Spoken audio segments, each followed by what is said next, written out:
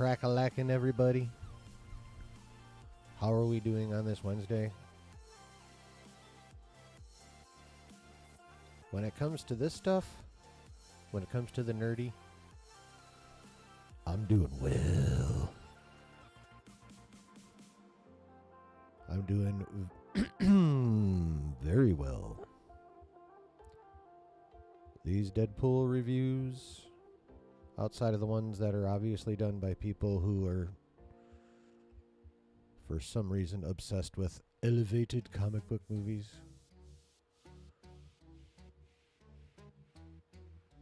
Other than those guys, that set of critics, the reviews are mother-loving amazing. And I am so excited! I am so excited for this movie. You should be too.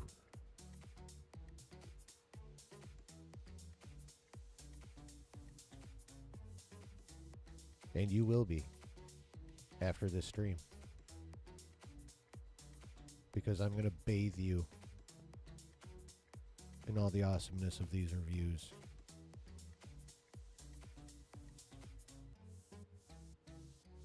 So, fill your cup, light your smoke, and get ready for Deadpool and Wolverine awesomeness. 'Cause here we flip and go.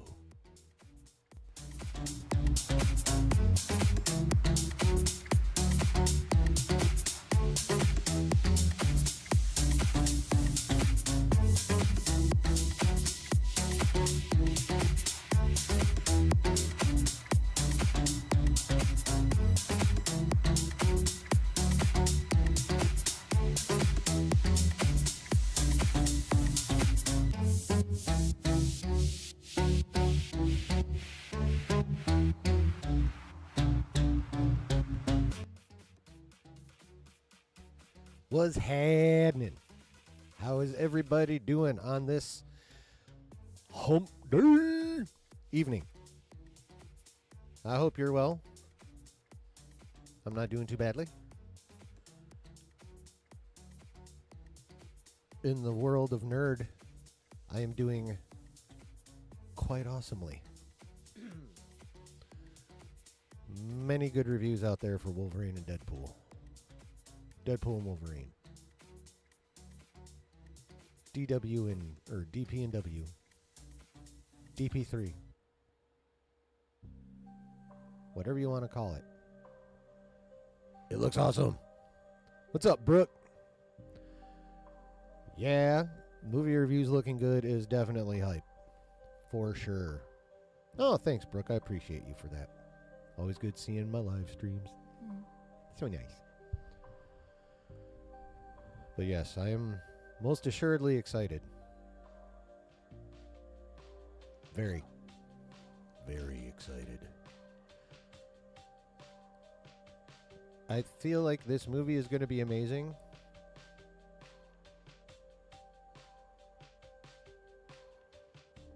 Brooke says, I think the movie will make over $1 billion.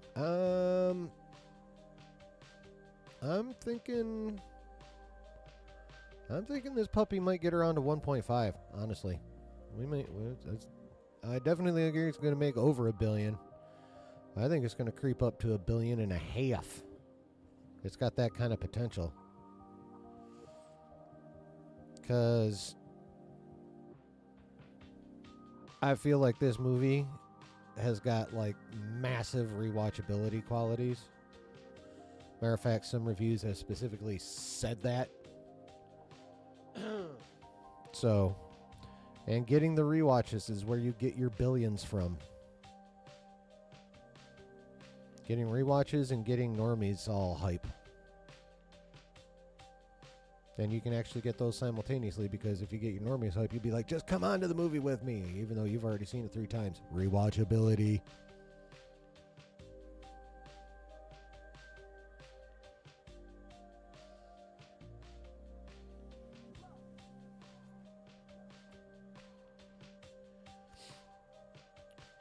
And that has definitely been one of the biggest problems with most of Marvel's latest cinematic offerings is they're not just not that great. They're like bad enough for people to never want to put eyeballs on them again unless it's completely unavoidable. Like you're at some kind of family gathering and you can't escape, and for whatever reason they all decide, hey, let's watch Quantumania. The fuck? But like, yeah, or like, you know, you're literally being tortured. What's up, David? How you doing tonight, man? Well, how you doing early this morning for you?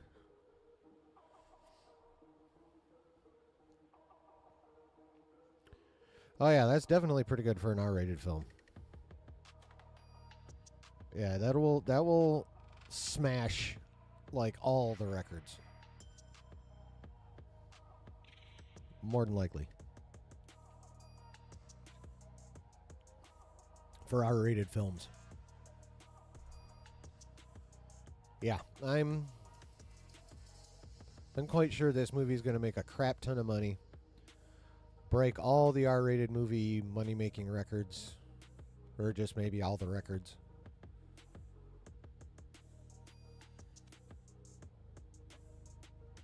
For R-rated movies.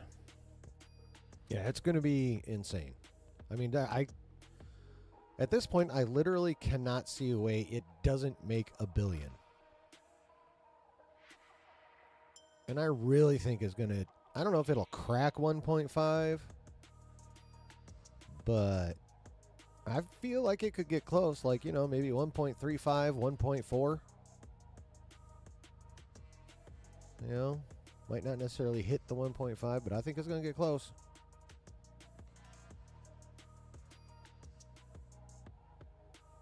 I'm going to call 1.3 and hope I'm low. Yeah. Brooke says, none of my friends took Quantumania seriously in the theater and made up their own stories about the characters in the film. And those stories were probably better. Probably none of them involved him losing to the ant family. Which for a king that's supposed to be the conqueror is fucking ridiculous.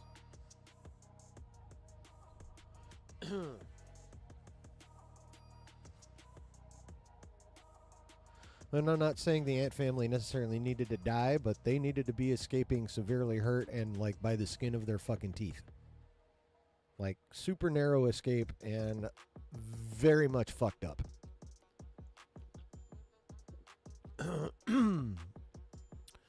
Brooke says, yeah, some article said it's predicted to make $360 million opening weekend or something like that. Yeah, I think I saw something about that. I can't remember. I don't remember the exact number it used, but I know it was at least 300 million. So yeah, it may have been the same article. Never fucking know.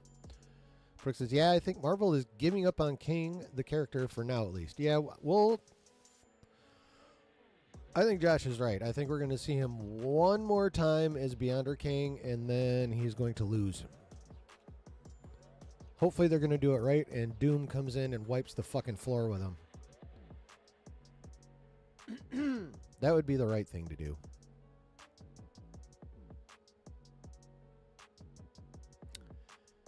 But we shall see. Brooke says, rewatched Logan recently. So excited to see Wolverine on the big screen again. Oh, yeah. I mean, Wolverine has long been my favorite X-Man / mutant, like, long time. I know that's kind of cliche because he's, like, so many's favorite. But, yes, Logan definitely is a super rewatchable film. So, but yeah, so I'm, like, even more hyped for Jackman in the yellow and blue than I am for Deadpool, even though I fucking love Deadpool. Well, especially Ryan Reynolds' version. Damn, thought I had to burp. I hate that shit. Like, I never read Deadpool comics. But I'm like, I knew basically what he was supposed to be, and I knew he wasn't supposed to be what we got in X-Men Origins Wolverine. I'm like, yeah, no, he's supposed to talk. So, I was very glad Ryan Reynolds came back and did him the right way. I'm a Ryan Reynolds stan, and I agree with many of the people who've reviewed this movie who say that Ryan Reynolds was born to be Wade Wilson. That is true. And Hugh Jackman was born to be Wolverine, a.k.a. Weapon X, a.k.a. James Howlett, a.k.a. Logan.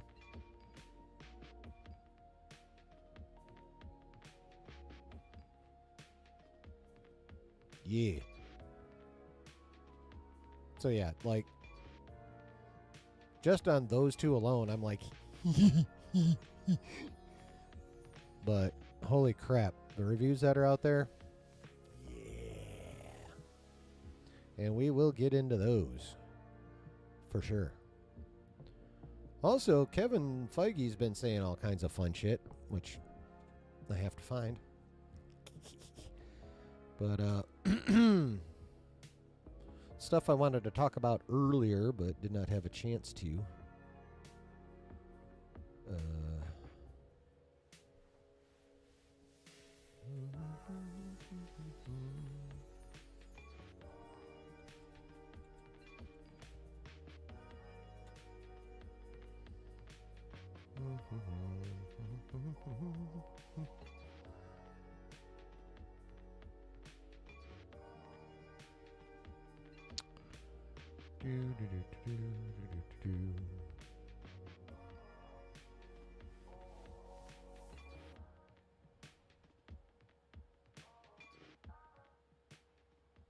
What the fuck is this ancient ass shit?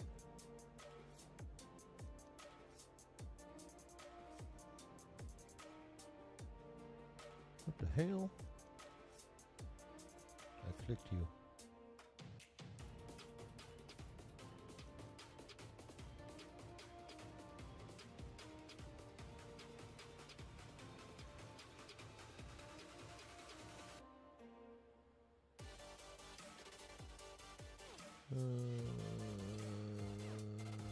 That's not what I wanted.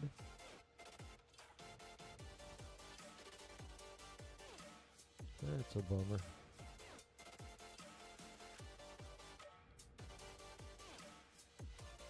What the fuck?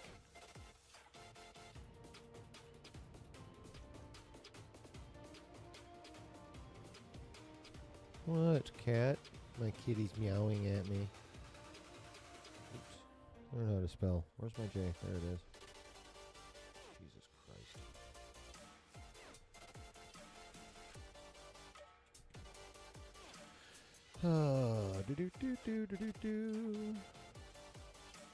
Brooke says, also cool to see Wolverine with that yellow suit, comic accurate, like from the animated series. Yes, definitely. I don't know why it took almost a quarter century to happen. But, yeah, I'm definitely stoked for that. Especially when he finally puts the cowl on. Oh, baby. It's going to be so fucking cool. But it's cool MCU is focusing a lot on the X-Men going forward. Yes, that's one of the things that Feige has said is that the mutants coming into the MCU is starting with Deadpool and Wolverine. Like, they're coming. And that's going to set it up to a point. So, and let's face it, their original plan of waiting till after Secret Wars to bring in mutants wasn't going to work. That was definitely not going to work. Unless they did a much better job than what they did do. But, nope. The X-Men and the mutants is basically what Iger meant when he said we're going to focus on our stronger franchises. In that one, was that investor call back this spring? And the X-Men are nothing if not a ginormous fucking Marvel franchise. More so in print than on film, but regardless. Everyone be loving the mutants. And it is so awesome that we are now going to get them in full force. Now, it's going to be mostly the Fox X-Men till after Secret Wars. We're not, yeah.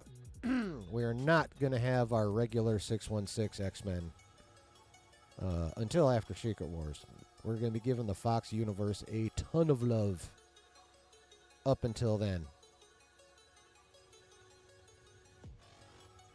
Which is fine, because, let's face it, the Fox X-Men were not left on a strong note, so bringing them in and showing them some proper MCU love and really giving them the full treatment on the characters is going to be magnificent to watch. I'm going to enjoy it a lot. I mean, I'm not even, like, there are people that dislike some of those X-Men movies, both the original cast and the younger cast, a lot more than I dislike them. Some people dislike, say, Dark Phoenix, and it seems like they dislike that as much as I dislike, say, Quantumania or Thor: Love and Thunder, which I do not feel anywhere near that strongly about Dark Phoenix. I mean, I'm not saying it's good, but I don't absolutely despise it the way I despise Thor: Love and Thunder and Quantumania. So I am definitely looking forward to, for lack of a better word, redemption for the Fox X-Men characters. At least in terms of being fully treated like the badasses they are. Brooke says, I might even watch this film 3 times. First on Thursday, then Saturday, then Sunday probably. Now, do you have any of those tickets, like, already purchased? Did you hit up some pre-sales? Depending on how much you like it the first time. Right. Do you already have your tickets for tomorrow? Or what? David says, has anyone seen Alien Monday, a free short anime film on YouTube? It's really good. No, I have not. Matter of fact, I learned about it just now. Alien Monday, huh? Cool. Brooke says, I've not seen Dark Phoenix or New Mutants. Yeah, I never got around to watching New Mutants either. I'm not sure why. It's shit I wanted to do more, I guess, this entire time. Brooke says, I got Saturday tickets posted. There's still some openings for Thursday. Okay, so Saturday's the guaranteed day. You may take a Thursday risk, but you're definitely waiting for Sunday. Coo. Coo, coo, coo, coo, coo, coo.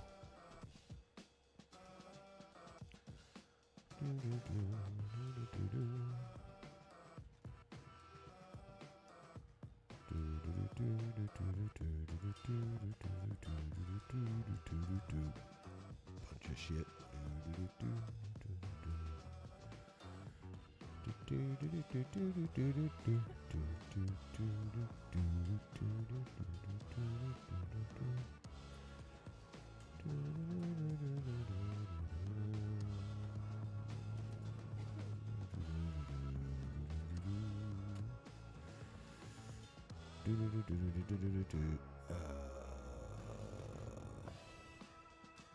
There you are. Well, bam. How are we looking? Oh. Okay. Cool. Cool, cool, cool. All right. Well.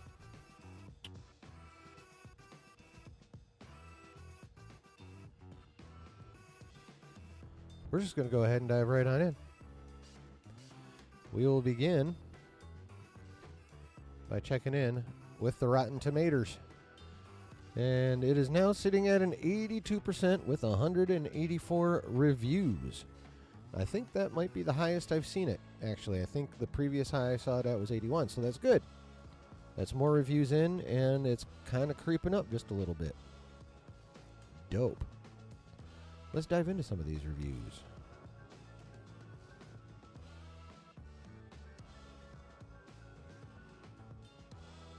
What the fuck? Oh, that's in Spanish. All right. That one ain't going to work. Oh, I don't feel like translating it either. A film that is as easy to consume as it is to forget, but yet he gives it a fresh score. Randy Meeks. It airs out, entertains, and makes you feel connected again. His full review is in Spanish. 3.5 out of 5. Marcelo Stiletano. Ultimately, everything works as a strange mix of institutional catharsis, self-reflection, and a reset towards a new starting point. 3 out of 5. Fausto Fernandez. For old school Marvelites in favor of the great and definitive Killing Joke. I'm not quite sure what he's getting at on that one. Andrew Parker from The Gate. Who the hell are some of these people, honestly?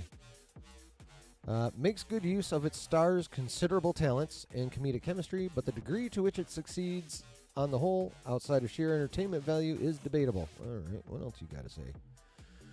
There's Spanky from The Gate. All right, if viewers want nothing more than a bunch of solid laughs, gory set pieces, and the promise of two violence-prone super anti-heroes teaming up and brawling in equal measure, director Sean Levy's crossover blockbuster in the making Deadpool and Wolverine is here for them.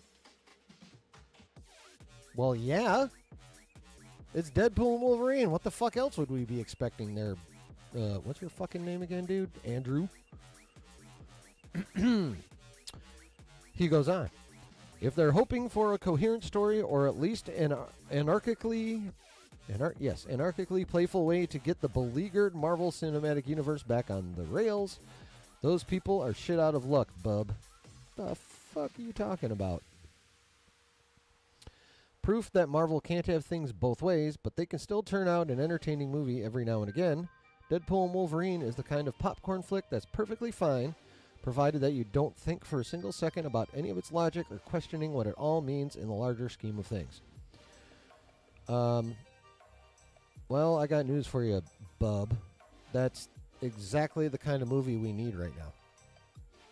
Like, literally, we need to be entertained at this point. Like, we don't fucking need Winter Soldier right now. We don't need Civil War right now.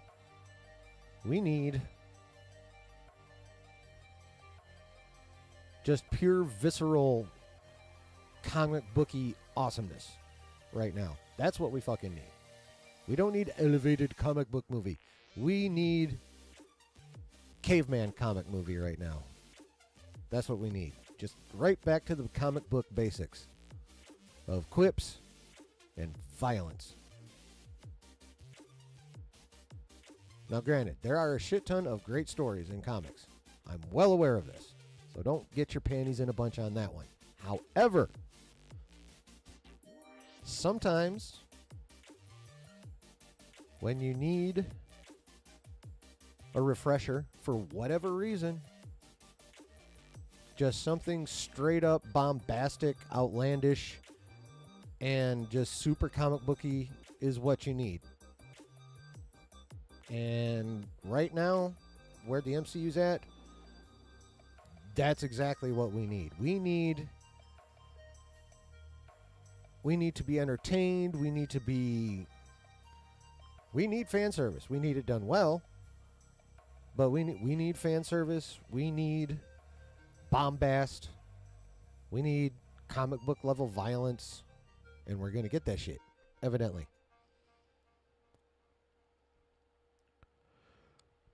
This latest outing for Ryan Reynolds' Merc with a Mouth and Hugh Jackman's indestructible hard ass makes good use of its stars' considerable talents and comedic chemistry, but the degree to which it succeeds on the whole, oh, this is where that little bit came from, outside of sheer entertainment value, is debatable. Most of us are not going to give a crap.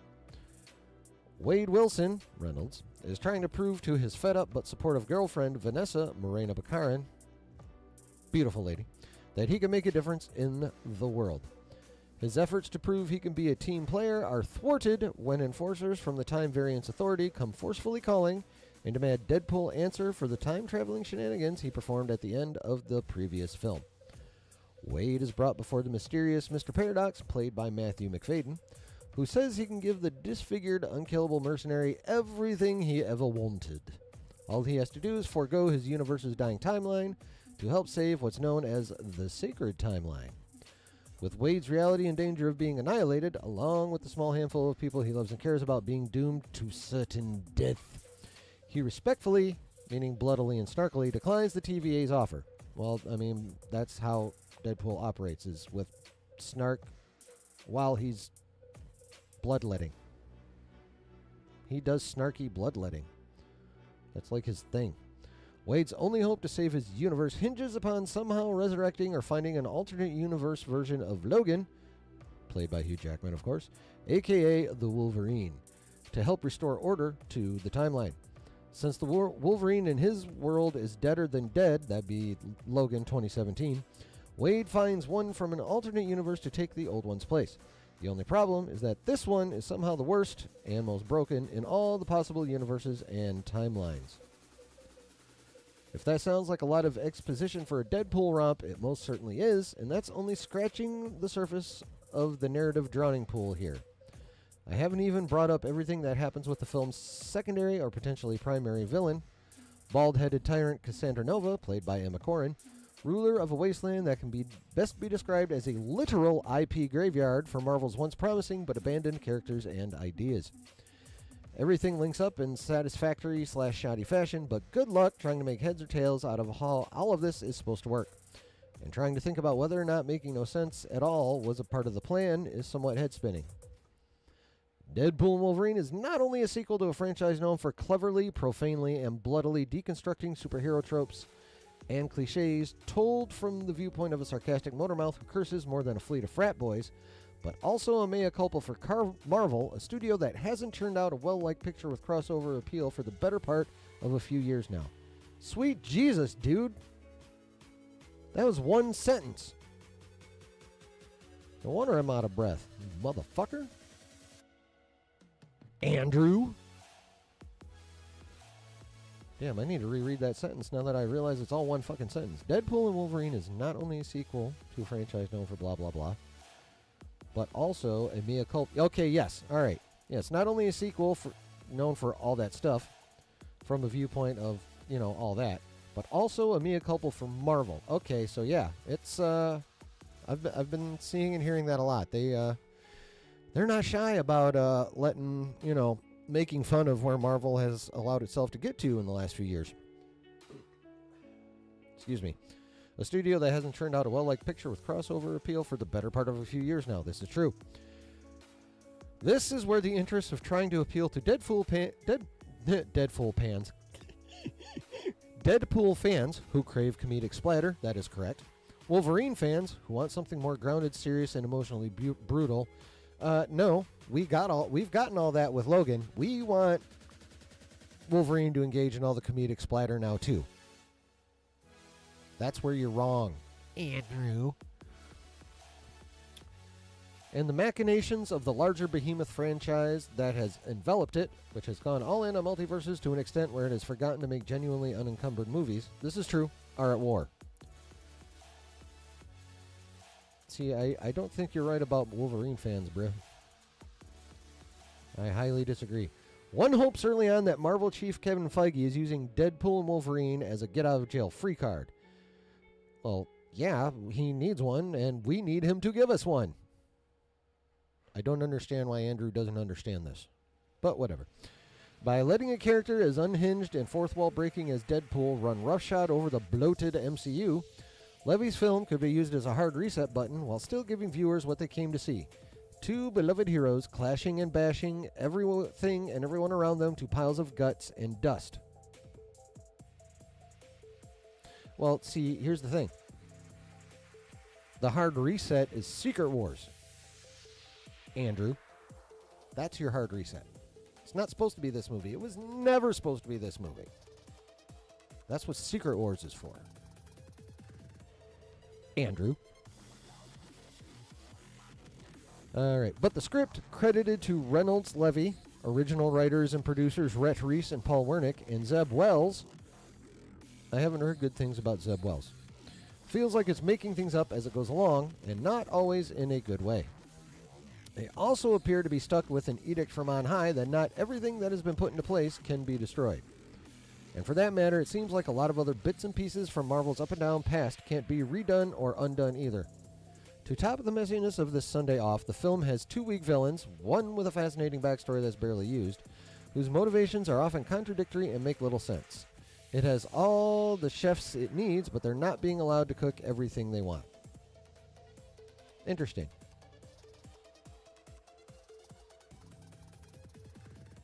I like messy Sundays. You know why I like messy Sundays? Because a messy Sunday means there's a lot of awesome toppings for me to just slurp the fuck up. So if that's what this movie is going to be, a big old sloppy Sunday for me to slurp the fuck up, well then give me that all goddamn day. I will take that shit, and I will be ecstatic.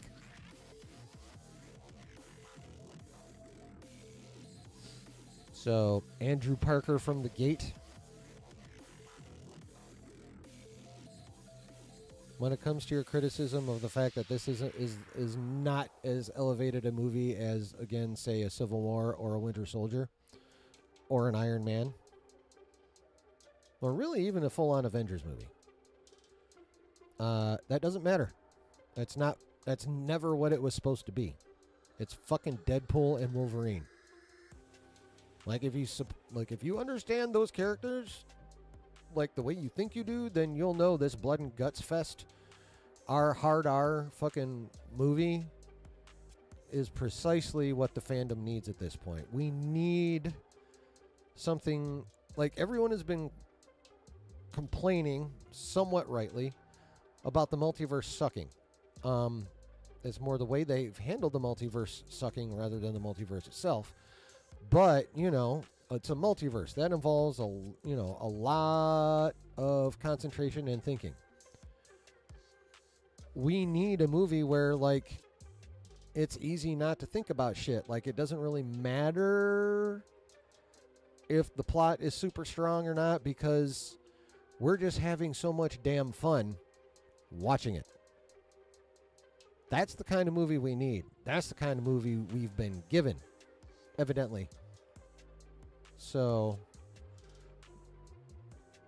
I mean, if he was someone that, like, even with a movie with these two characters in it that's R-rated to still act like a,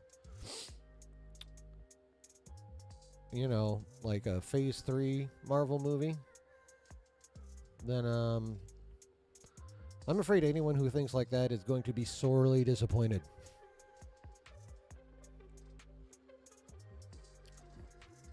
But, I mean, that's kind of a bummer for them. Just like it was a bummer for us 2 out of the last 3 Marvel movies that somehow some people still enjoyed. And were willing to defend. But, well, because it was, you know, different from standard MCU fare. Well, at least when it comes to this movie, yeah, that shit over with. There's no more trying different shit. It's going right back to the bombastic MCU formula, but turned up to fucking 38 because it's a hard R Deadpool and Wolverine movie.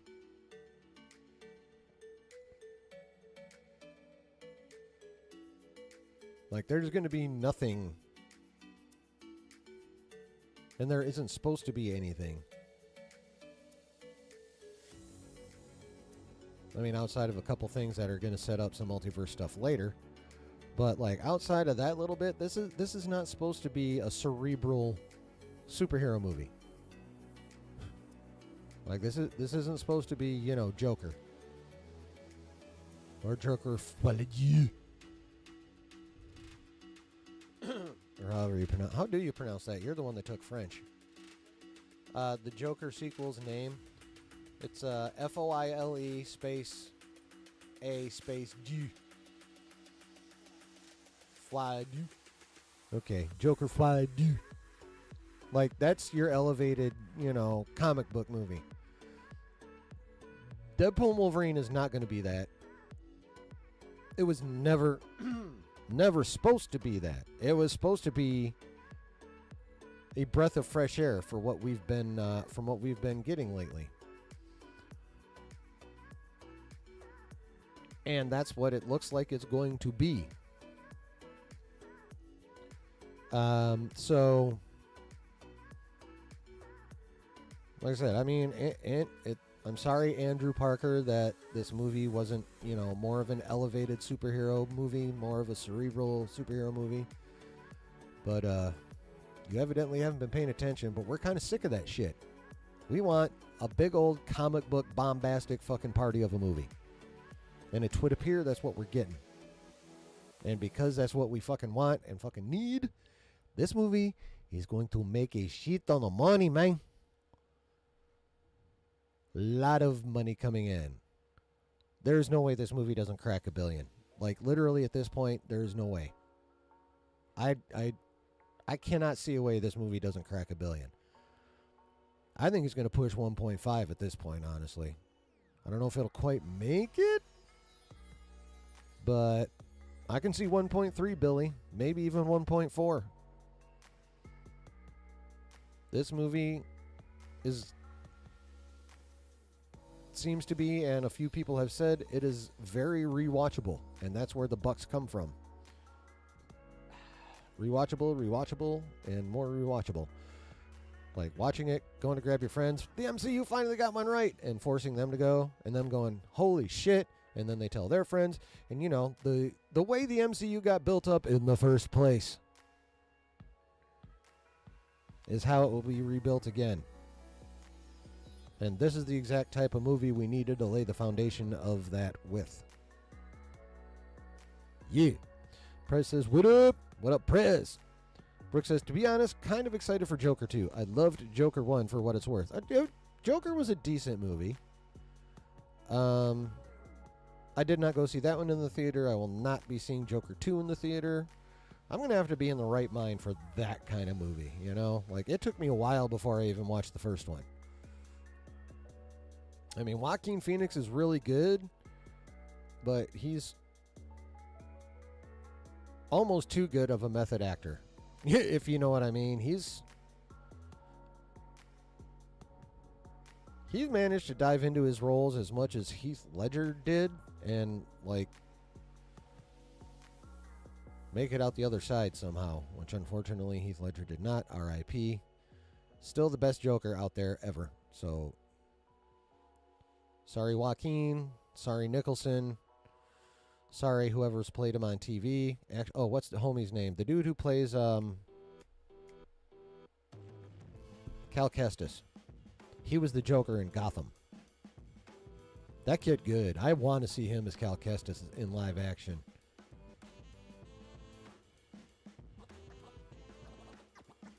Press says, still super hyped for tomorrow. What time you going, chillin'? I'm not going to be able to go tomorrow. I am going this weekend. I am not scared of spoilers to a certain point, although some of the reviews that like Josh went over and streamed today had me like, God damn it. I'm gonna have to figure out how to not get super spoiled for 3 days, because evidently there's some humongous surprises that nobody saw coming. So yeah, it's gonna be interesting. Every Joker actor is a little off. Well, I mean, you have to be, because Joker's off. Yes, definitely R.I.P. to Heath. Brooke says, I know Mark Hamill voices Joker in Batman the Animated Series. Yes, he does, and he does a magnificent job.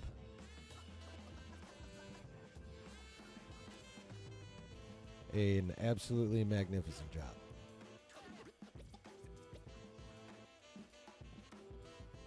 Mark Hamill has many skills as an actor. Stage, screen, voiceover. He good.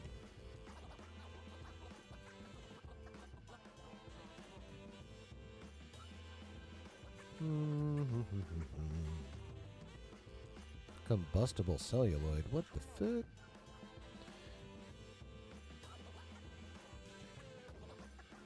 Wow. From my own Detroit News. B-. What the fuck, Adam Graham? Don't make me fucking come downtown, motherfucker. Alternately hilarious and exhausting and stuffed with more meta-narrative than it has actual narrative, Deadpool and Wolverine is a massive corporate in-joke masquerading as a movie. It's a representation of fan service in the age of the extremely online. A generation ago, a movie engineered to wink at fandom, say Jay and Silent Bob Strike Back, oh yeah, that movie, I love that movie, would have a couple of jokes for the insiders, the superfans, to let them know they're seen and appreciated. Deadpool and Wolverine is all jokes for the superfans all the time, because the internet has allowed everyone to feel like Hollywood insiders, perpetually plugged into the latest news and gossip. Actually, it's all jokes for the superfans all the time because they're the ones they need to get back if they're going to make any kind of comeback. Adam.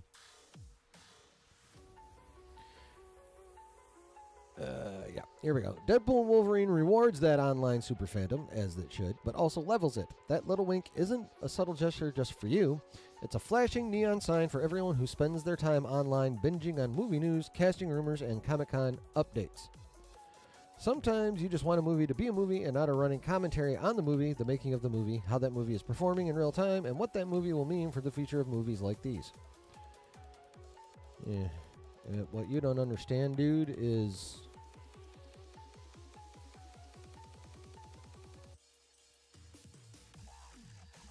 Marvel currently has a lot of work to do to get us back. So if we need Marvel to make fun of themselves endlessly for a while, and Deadpool and Wolverine is doing it, then fucking A, Deadpool and Wolverine. How invested are you in the inner workings of the Marvel Cinematic Universe? Pretty fucking invested. Deadpool and Wolverine holds a mirror up to the MCU and can't stop staring at its appearance. There aren't just jokes about the characters, there are jokes about the actors who play the characters, and their careers both inside and outside the MCU. Ryan Reynolds isn't just playing Deadpool, he's playing Ryan Reynolds. Same goes for Hugh Jackman as Hugh Jackman playing Wolverine. This level of constant, incessant nudging can be suffocating and frequently sucks all the air out of the room. Yeah. Okay. How invested are you in the inner workings of individual movie studios? Fairly invested. Deadpool Wolverine hopes that you really are, as it acts as a tribute, farewell, diss track to the 20th Century Fox and its era of Marvel films, from which Ryan Reynolds' Deadpool character originally emerged. A tribute, farewell, and diss track to 20th Century Fox. Yeah, that's basically what we need, Adam. Fox folded in 2020, and Deadpool and Wolverine spends an inordinate amount of time both savaging and eulogizing its passing. At one point, our two title characters wage war in front of a giant Fox logo buried in the sand, like the Statue of Liberty at the end of Planet of the Apes. Well, yeah, that image has been out there since they were filming, and it's very prominent also in the first trailer and the second trailer. But despite its often annoying presentation of itself, there are times when Deadpool and Wolverine absolutely rocks. The opening sequence especially sets the tone for what is to follow, with Reynolds' Deadpool seeking out Wolverine while executing a bunch of Mortal Kombat-style fatalities on a group of generic bad guys, while also performing a full choreography routine to a certain boy band mega hit from the year 2000. See, that's awesome. Actually, he's acknowledging that as awesome. Deadpool is one of the few properties that is able to nail this level of comedy, ultraviolence, and bubbly pop sensibility, and it's all there in the giddy introduction. Unfortunately, it never gets that good again. Yeah, well, we'll see. Deadpool and Wolverine is engineered around a series of surprise cameos, the surprise of which is at least 2/3 of the fun. Yeah! No spoilers here, dear readers. Good. And it takes its fan service seriously. If you were to line up 1,000 Marvel fanboys and ask them their top wants out of a Deadpool and Wolverine movie, those things are delivered upon here, so it very much does what it sets out to do. Dude, you can multiply that number by 100,000, and that's exactly what we fucking need. These guys just don't get it. Where's someone who actually, like, knows what we need to review this motherfucker? And also, fuck you for fucking representing my hometown like that, Adam Graham.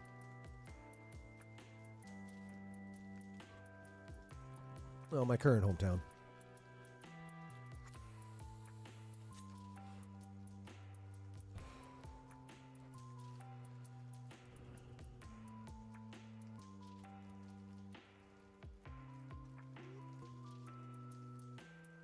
I'm looking for someone. Here we go.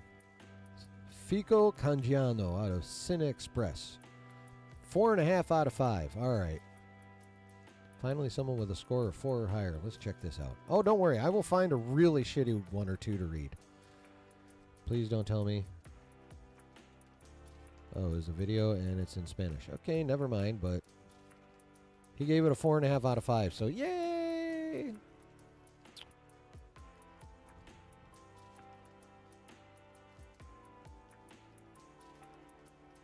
Okay, Matt Lynch. You gave it a splat. What did you say? Come on. When I click, you click. In review online. What are you giving me a 404 error for? Well, fine. Fuck you then. Get out of here. 3.5.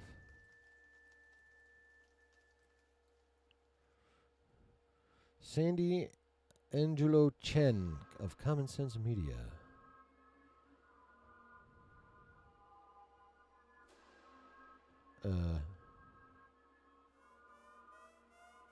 That's so not informative.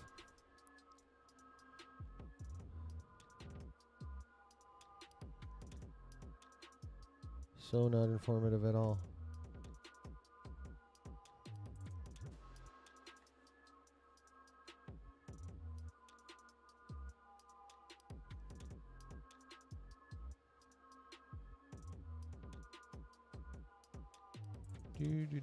Ooh, here's a 4 out of 5. Oh, from comicbookmovie.com. People who know fucking comics. What up, C-Dub? So, let's see what someone who knows the comics says about this movie. Mark Cassidy. Oh, fuck off with your notifications. All right. Deadpool and Wolverine director Sean Levy. Is it Levy or Levy? Does anyone know that for sure? I've heard both. Anyway, and star/co-writer/producer Ryan Reynolds have repeatedly claimed that Marvel Studios basically gave them carte blanche to make the movie they wanted to make with nothing and nobody off limits for reference, parody, and outright ridicule. Good.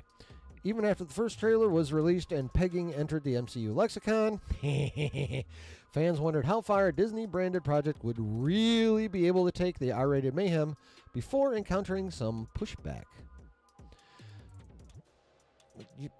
No, get out of here. Studio execs may well have brought the red marker out for certain things. Kevin Feige was said to be a bit apprehensive about drug use, although Devil's Dandruff gets more mentions than Scarface. But you'd never know it because Deadpool and Wolverine is without a doubt the most irreverent, vulgar, violent, and gleefully gonzo superhero movie you're ever likely to see. Fuck yeah! That's what I'm talking about. If you're familiar with the first Deadpool movies, you'll have a pretty good idea of what's in store, but there definitely seems to have been a concerted effort to dial everything up to 11 for the Merc with a Mouth's MCU debut, with a constant stream of in-jokes, nods, winks, and meta fourth wall breaking. If a few gags or one-liners fail to land, it's only because we're being pelted with so many, and it's a testament to how clever the writing is, it's not all dick jokes, that most hit the mark. Humor is completely subjective, of course, but if you're already dialed into Wade Wilson's shtick, this might honestly go down as the funniest comic book movie ever made. Hell yeah. If you're not on board with Mr. Poole's brand of comedy, this threequel isn't going to make any converts, and some critics have called the movie out for its over-reliance on pandering, nostalgia, fanservice, and gratuitous cameos, even though this really is missing the entire point. Thank you! And for the record, I did not read this before now. But thank you, Mark Cassidy. You're damn right. This is not to say that Deadpool and Wolverine, or any movie, is or should be immune from criticism, true, but having a main character that takes the piss out of his own film during the film does allow for a certain amount of having and eating of one's cake. Too much exposition? Wade did warn us that there would be at the start. Runtime starting to drag a little, a quick fourth wall break to let the audience know that we're in the home stretch should take care of it. Reynolds can play this character in his sleep at this stage, but that doesn't mean he rests on his laurels, delivering arguably his best performance as the now washed-up former mercenary. Fuck yeah. After failing to make the Avengers roster, Wade finds himself working as a car salesman. Still surrounded by friends and his now ex-girlfriend Vanessa, Morena Baccarin, Wilson has convinced himself that he's content, but still believes that he's meant for more. Wade gets the chance to prove himself when the TVA comes calling, joining forces with a grouchier-than-ever Wolverine variant in an attempt to prevent his universe from being destroyed. Banished to the void, the Mad Max-inspired wasteland from the Loki Disney Plus series, the pair soon encounter the evil, though her villainous motivations are a bit murky, Cassandra Nova, and a lot of multiverse variants. Fuck yeah. Yes, the movie features quite a few appearances from various Marvel characters. Some you'll know about, some have been rumored, others will likely be a complete surprise. But Deadpool and Wolverine is not the quote-unquote cameo fest some fans were concerned about, and the heroes and villains that show up make sense for this story. Most of them also make significant impact thanks to a terrific third-act showdown against Nova's forces. See, now that's that right there, what he just went over right there, that is the most important part about a movie where you know that it's going to be fan servicey as shit and cameo filled as shit and bombastic as shit. The fact that the people that you bring in, I mean, it doesn't have to be 100%, but when it's just not glup shitto cameos and they actually do something to contribute to the overall story other than just being like, hi, I'm here. How you doing? Hello. You know? That's when that shit is truly dope. And according to Mr. Mark here, that's what they're doing, which is magnificent. The real draw, though, is the dynamic between the title characters, and it is easy to imagine that the sheer volume of carnage on display could become a tad tiresome after a while if it wasn't for their interplay. Yeah, we'll see. It's the standard buddy movie relationship in many ways, but it takes longer for these guys to warm to each other than you might expect, and they engage in a couple of brutal, bloody battles beforehand. You know, I mean, we'll see how it feels, but it taking a minute for those guys to warm to each other doesn't really surprise me when you consider the characters. Like, number one, Deadpool is a 24/7 nonstop smartass to the point of being an obnoxious dick a lot of the time. So that's not very endearing to most people. And then when you take into account, A, it's Wolverine, who's basically always angry, and B, this is the most angry, most shitty mental health Wolverine variant in the entire multiverse. Yeah, it's probably going to take a minute for him to be able to handle a smartass. You know what I mean? Doesn't that seem to make sense? Or is that just me? So, like, I don't see that that's a problem. The engaging in a couple of brutal, bloody battles, that makes total sense. We've met a broken, hopeless Wolverine in Logan, but he's never been this angry and downright mean. That berserker rage is on full display. And while Reynolds does have his share of heartfelt scenes, Jackman does most of the dramatic, heavy lifting. But see, right here, he's never been this angry and downright mean. Does that sound to you like someone who's going to be willing to put up with Deadpool's constant quipping and sniping and snarking and all that shit? Does that sound like an emotional state conducive to being friends? Doesn't to me. So yeah. Them taking a minute to actually get all buddy-buddy, that makes total sense. Certain moments do strike an emotional chord, though there's an argument to be made that some of these sequences could have been given a little more time to resonate before the next barrage of jokes. I can see that happening. Though mileage may vary for the uninitiated or even more casual comic book movie fans, Deadpool and Wolverine is a demented delight. Go in knowing what to expect, and you're in for one of the most relentlessly entertaining superhero, but also crossed out, so just entertaining movies in quite some time. Well, there we go. A review from a reviewer who works for a site that is all about comic book movies. So there we go.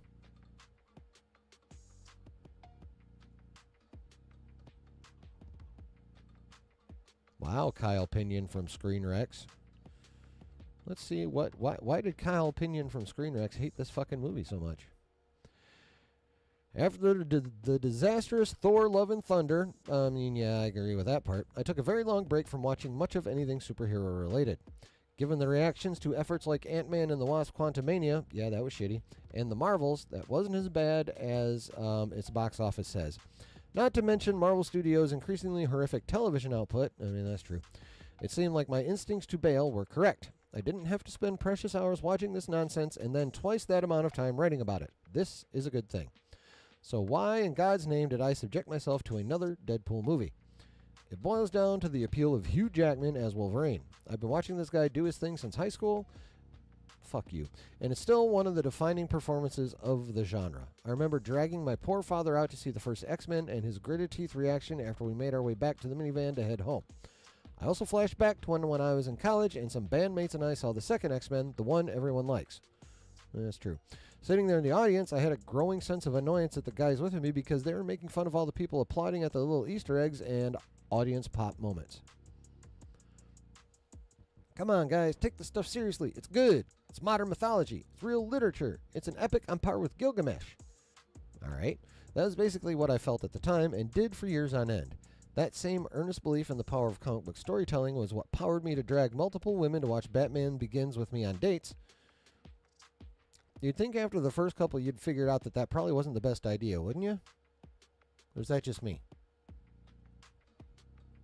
Unless you establish in some kind of conversation beforehand that she is also nerdy, you got to break them in slow, bruh. So, yeah. Or to gather a ton of my pals to see The Dark Knight and Watchmen in back-to-back summers. I mean, that's not a bad thing. I was one of Stan Lee's true believers, having been raised on this junk for 35 years. But with hindsight and age, I can't help but wonder if my dad and those buddies were onto something back then. As I sat to watch Ryan Reynolds begin to yuck it up, swinging around Wolverine's corpse as a weapon in a fight choreographed to NSYNC's Bye Bye Bye.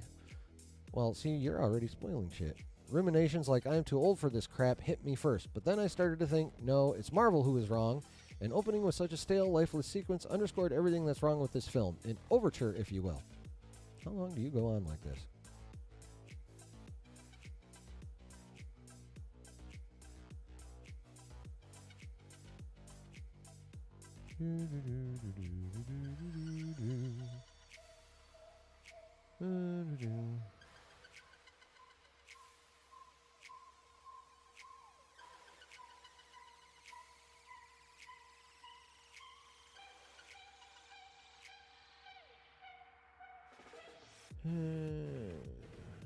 Okay, so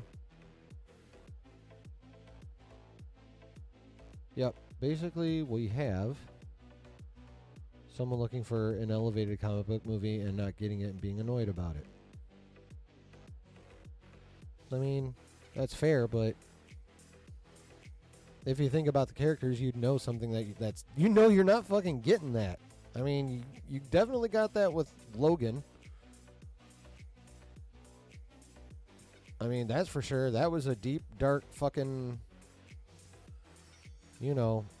excellently written, excellently made movie. That was like, had very serious, very serious themes and tones to it.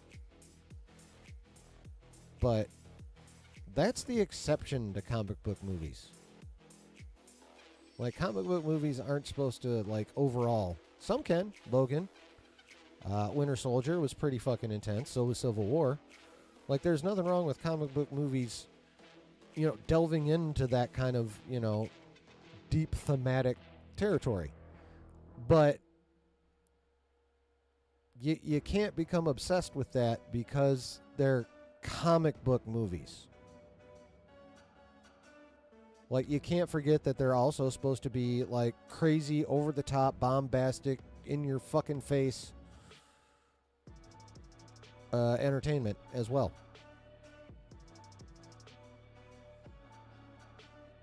And unless you're Marcus and McFeely and can perfectly balance those two things, you need to lean into one or the other. But not so much that you're excluding the other. Like a completely serious comic book movie like Logan. I mean, it did have some dope ass action, but I still wouldn't call that comic book bombast. You know what I mean? So, I mean, it's sick. It's really good, but I definitely wouldn't call it comic book level bombast.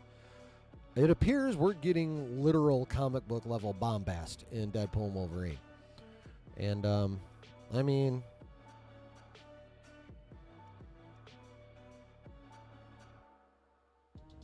if that's not what you're looking for in your superhero movie, you want like more of a Logan type of movie, cool. You do you, but like, you should have known what you were getting. Well, first of all, if you'd seen either of the first two Deadpool movies, you should have known what you were getting. The first trailer, dude, I have not set that up, C-Dub. I think you actually have to pay for that shit. So, maybe when I'm doing better. Where was I?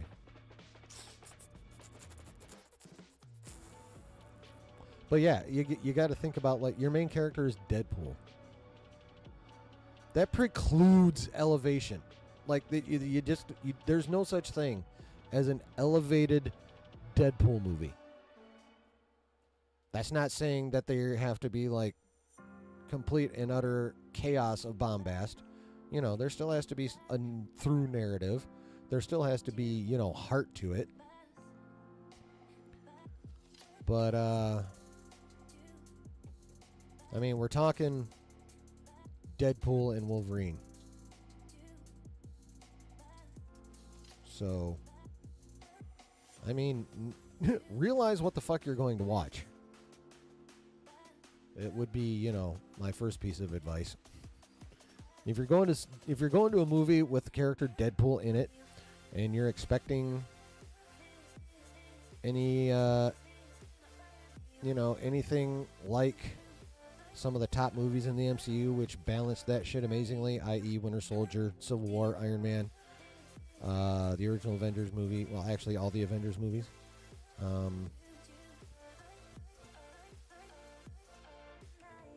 There's a time and a place for that, but we've had so much crap lately. We need basically a comic book on screen, not an adaptation that is also fucking awesome, like Winter Soldier or Civil War.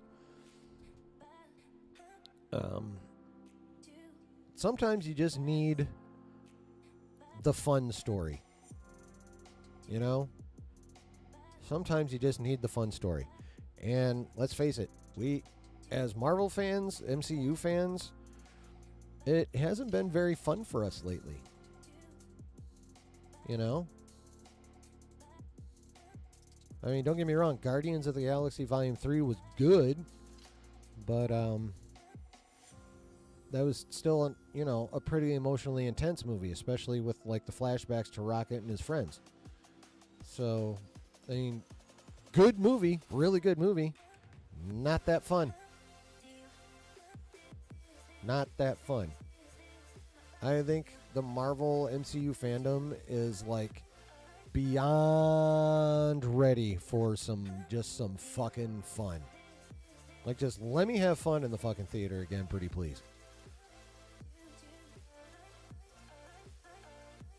I feel like that's exactly what we need, and it's, even with the negative reviews, from what even the negative reviews are saying, that's exactly what we're gonna fucking get.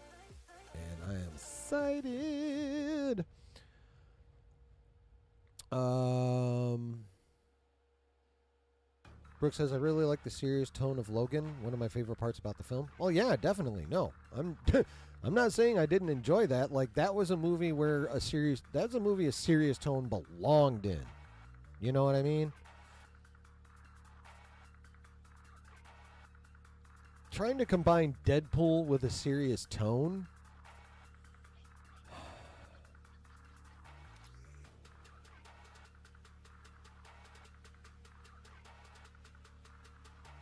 That's just not going to fucking work.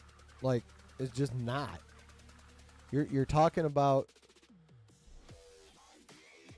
trying to shove Magnus together by the same end of their polarity. Like Sirius and Deadpool. Poing. That's just no. Like, people that want a serious movie don't want a snide, quippy superhero who just, kills at random in generally a really, really fucking violent way. Serious people don't want that shit. And people who are just looking for, like, a really, really fun, violent, just very comic booky movie to watch, that don't necessarily want that serious shit. They're in the mood for the fun stuff. So, Logan 2017, that's your serious comic book movie. But it's supposed to be. Anything with Deadpool in it better not fucking be serious. It better be fucking fun. Like, know the characters you're going to see. Like not just know, like, think about how they would relate to what you want to see in the movie. And then, then base your review on that. Like, going in to see a movie with Deadpool in it for more than like a minute or two, just to drop in a little bit, a couple quips, and then, be gone. If your entire movie is mostly about Deadpool and you're trying to make it serious, that's just, no. It's not going to work. It'll never work. So, like, just in general, some of these reviewers are, I feel, being a wee bit foolish to be upset about the Deadpooliness of a Deadpool movie. But, I mean, it's fair if it doesn't meet your expectations. I'm just not sure why you set your expectations where you put them. Is basically what I'm saying. That puzzles me.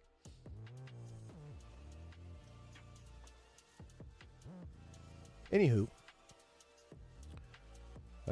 C-Dub says, I know, chillin', I'm just trying to put it out into the basement verse. Oh, I appreciate it, and that's definitely something I want to do when I can, for sure. I have no problem, indulging your guys' degeneracy. I'm a degenerate, too. Press says, yay, set up basement coin, my guy. I will. Press says, hype level on the movie? Oh, I'm at a full 10. Or a full noon, if you know what I'm saying. 12 o'clock high, if you know what I mean. Brooke says, Guardians of the Galaxy 3 was really good. Yes. The Marvels was all right. Yeah, the Marvels bombing is hard. It did not deserve, based on just the quality of the movie, like, Love and Thunder and Quantumania deserved that level of a bombing. The Marvels actually didn't. Like, to become the biggest bomb in Hollywood ever, that movie did not deserve it. I'm not saying it was good, but it definitely wasn't, like, garbage. I didn't hate it. It was an okay movie. So, but the fans picked that one to really finally vent their full ire on, and not just the assholes. Everybody is like, you know what? Listen, Kev. Whatever it is you're doing, it's time to change it back to whatever you were doing before. And, 250 million global or something like that. On a movie that cost over 300. So, yeah, they're fucked. They lost a shit ton of that movie. Brooke says, yeah, Marvel hasn't been super good since Spider-Man No Way Home. I loved No Way Home. Oh, No Way Home is amazing. Prez says, I think that's what we're getting. Fun. Oh, I agree. C-Dub says, I think it's safe to say that I will walk out of Deadpool with the same level of awesomeness that I felt leaving No Way Home, bare minimum. Prez agrees.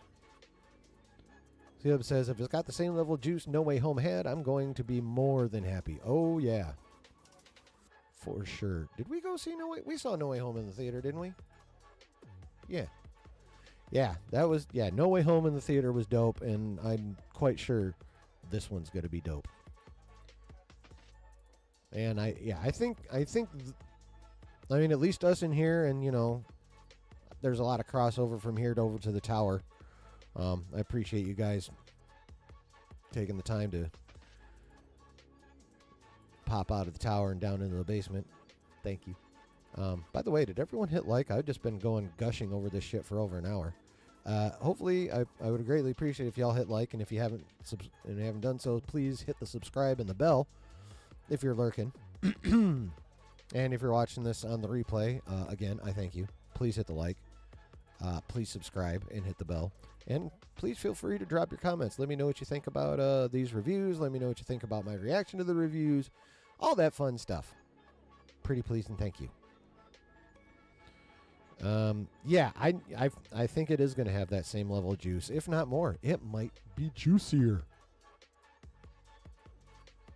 It might be juicier. Just real quick, how many of you were in Josh's stream earlier? Because there's a review I really want to like watch that I know he played and I saw a little bit of, but I really want to watch it because just a little bit of it I saw had me going, holy fuck, I need to see this movie.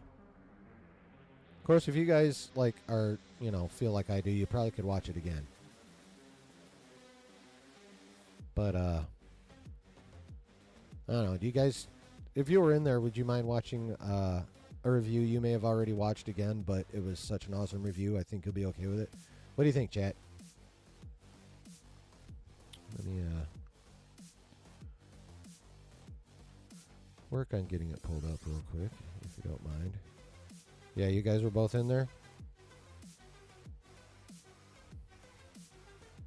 So, how would you feel about watching Koi's review again? Because I think Koi's review was fucking magnificent.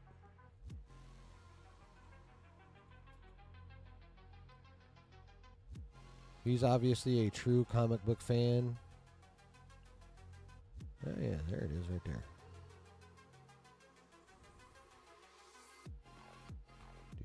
Wham. Oh, Brooke was too. What do you guys think? Did you guys like Koi's review? Is that something you'd want to rewatch? Because I would like to watch it. But unless you guys don't want to, I'm totally cool with that. But you got to let me know. Like, do you remember Koi's review?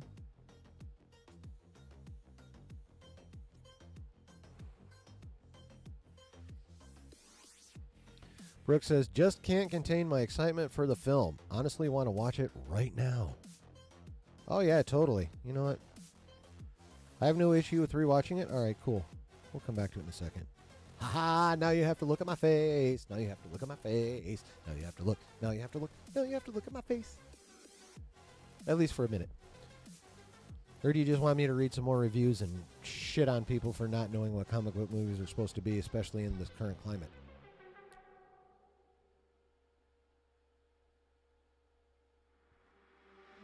You don't remember who Koi was? Okay.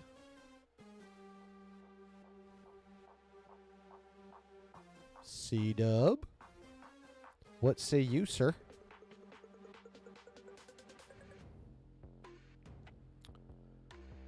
Brooke says, yeah, I'm most likely going to see it tomorrow, and then on Saturday watch it with friends and not spoil it for them. Oh, well, that's good.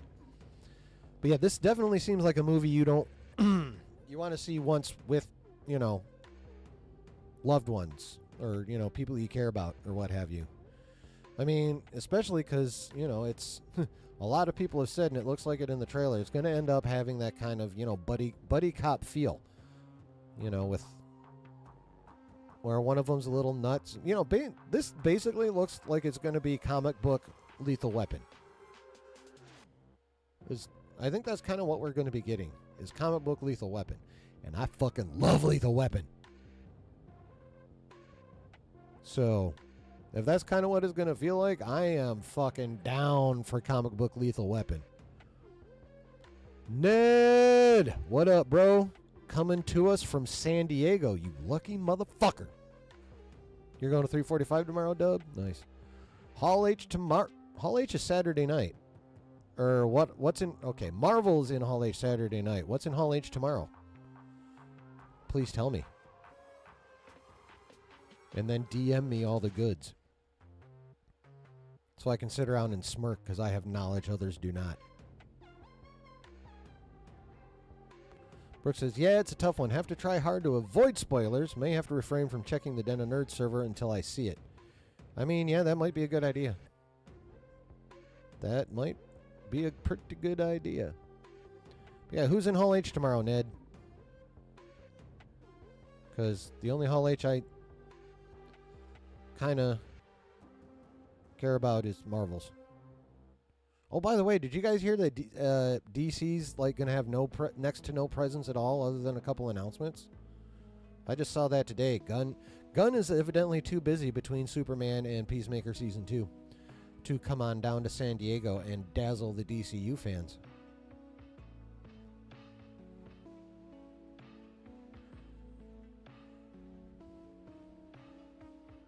C-Dub says, I have a soft spot for buddy cop movies. Oh, hell yeah. The Other Guys, so good. Is The Other Guys the one with where it's been out for a while, so sorry if it spoils it. Is that, if I'm right, is that the one where, like, it's got The Rock and some other badass and they, like, die and it ends up being Will Ferrell and somebody? Is that one? Because if that's that one, I made it in 20 minutes and I was like, fuck this movie. This wasn't in the theater. I'd rented it. I was watching it on TV. It's in some fashion. I can't remember if I rented it or it would just happen to be on a service I was already paying for. But yeah, if that's the movie I'm thinking of, I was out after 20 minutes, maybe even 15. I was like, hell no. Will Ferrell and Marky Mark. Yep. Yeah, I made it 20 minutes into that movie and that was it. All done. Okay, yeah. Oh, yeah, Samuel L. Jackson. Thank you. Yep, Ferrell and Marky Mark. Yeah, I think, well, for me, I like Will Ferrell, but, like, he's got to be doing the right Will Ferrell-y thing for me to be able to handle it. Like, when he gets, like, super Will Ferrell-y, I'm like, I'm good. Like, there's, like, a certain line of him beyond which I'm like, I'm done with you now. And he massively crossed it in that movie.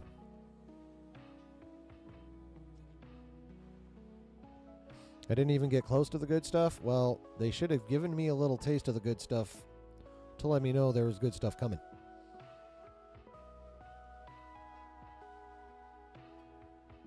And they failed at that miserably. Tell you what.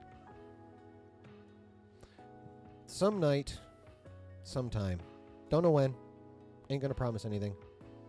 Oh God, babe, you know what I just remembered? I still haven't done the fucking thing for Maximus. God damn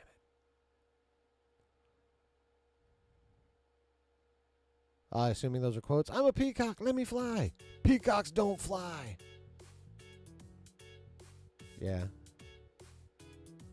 But, okay, so maybe what I'll do, now that I'm back on subject after remembering something that I'm very much failing at and slacking at. God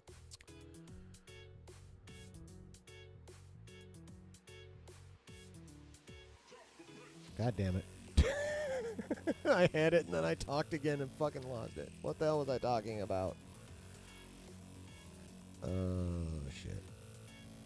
Yeah, Ned, you still haven't told us who's going to be in Hall H tomorrow.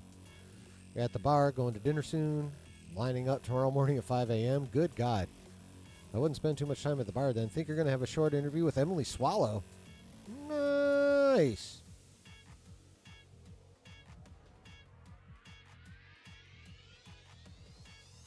Oh, yeah. House of the Dragon. has been good. Talladega Nights, never saw it. Nor did I ever watch Step Brothers. Like I said, I have to be in the right mood for Will Ferrell. Oh, that's what it is. Okay, so far as the other guys goes. Some night when I feel like, okay, what the fuck, let's do this, I will eat some edibles and smoke, and then I'll watch that movie. And maybe I'll be able to get past the first 20 minutes that I couldn't get past last time, and, maybe I'll see what you saw. I would like to see what you saw. I would like to enjoy that movie.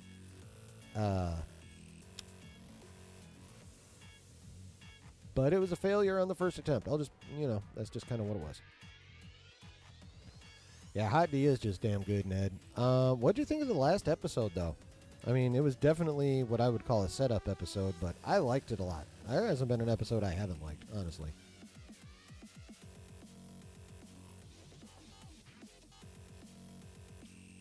I think these last 2 episodes of the season, and good God, there's only 2 weeks left of Hot D. Fuck, we're running out of good TV again already. But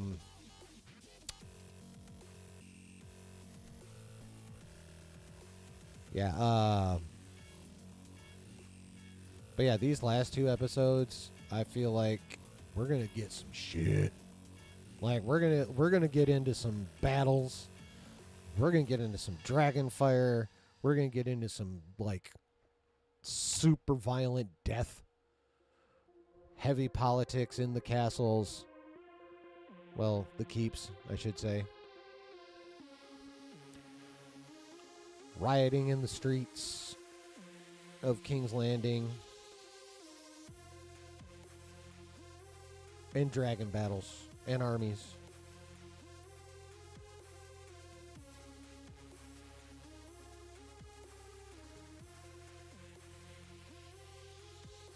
Book says, Ned says, not sure if you guys are into Funko, but I will be live at Funko Fun Days on Friday night. Dude, that's awesome.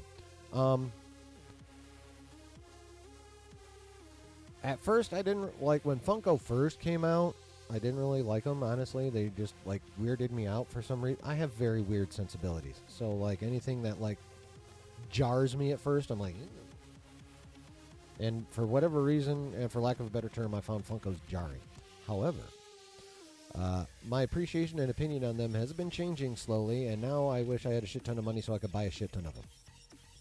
At least of the shit I like. I wouldn't collect any Funko just to be like, I have this one. It would be Marvel Funkos, Star Wars Funkos, Hot D Funkos if those exist. That kind of shit. I would get Funkos of the IP I like. I wouldn't just get a Funko to get a Funko. There's some Funkos out there I have, no desire to get. Can't think of any right off the top of my head, but I know there are. Because I've seen them. And I'm like, I don't care about that product. So I don't really need that Funko. But yeah, Marvel, Star Wars, DC, give me all the Funkos. All the Funkos. Brooke says, I've been loving all the episodes. Even rewatched the first 3 episodes of Hot D Season 2. Yeah. I will say I am now ready for Damon's acid trip to be over though. It's cool. It's definitely having an impact on his character and his emotional state and how he feels about certain things. But I'm ready to move on from that. Honestly, I'm not I don't hate it. I'm not necessarily quite sick of it yet. I'm not annoyed with it, but I am ready for it to be done. It's okay, we got 2 episodes left. Hallucinations can be over with. Or whatever Alice is doing to him, and I know it's Alice. It's got to be Alice. But, yeah, I'm ready for that little journey of his to be over with. And he needs to move on to ass whoopings again. C-Dub says, all I'm going to say about the other guys chilling is tuna versus lion. You'll get it.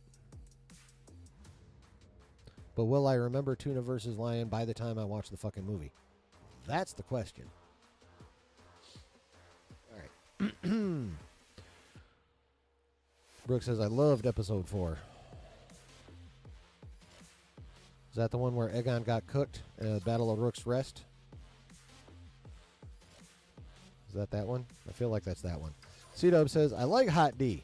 A lot of my friends keep saying it's too slow this season. Same thing I heard about this season of The Boys. I like both, and I like the build-up episodes.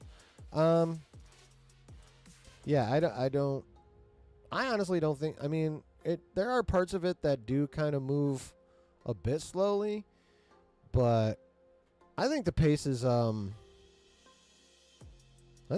still pretty good for what they're doing and what they need to do. Like, same thing with The Boys. Both, like, I mean, if you think about it, they're both kind of set up seasons for, like, really huge shit. Like, if you think about it, there's been, there's Rook's Rest and whatever, but they really haven't gone to war yet, I think that starts next episode. But that's going to be basically the rest of the show, is the war. But they have to get us set up for, why what's going to happen in the war is happening, And kind of like this, that was this whole season with The Boys. It got us from the end of season 3 to the beginning of the last season. So I liked the subplots that were going on this season in The Boys. I know some people didn't, Josh, but I enjoyed them. So I do admit, though, I mean, it is fair to say, and I feel accurate to say, that this was the weakest season of The Boys. I don't think it was as significantly weaker compared to the first 3 as others, but I do freely admit it was definitely the weakest one. I don't feel like that's a point you can argue. I feel like that's an objective truth. Season 4 of The Boys is the weakest of the 4. Excuse me. But in terms of how weak it is compared to the others, that's where, that's where the subjectiveness comes in, and my opinion of it is higher than most others. And not just because I'm generally higher than most others.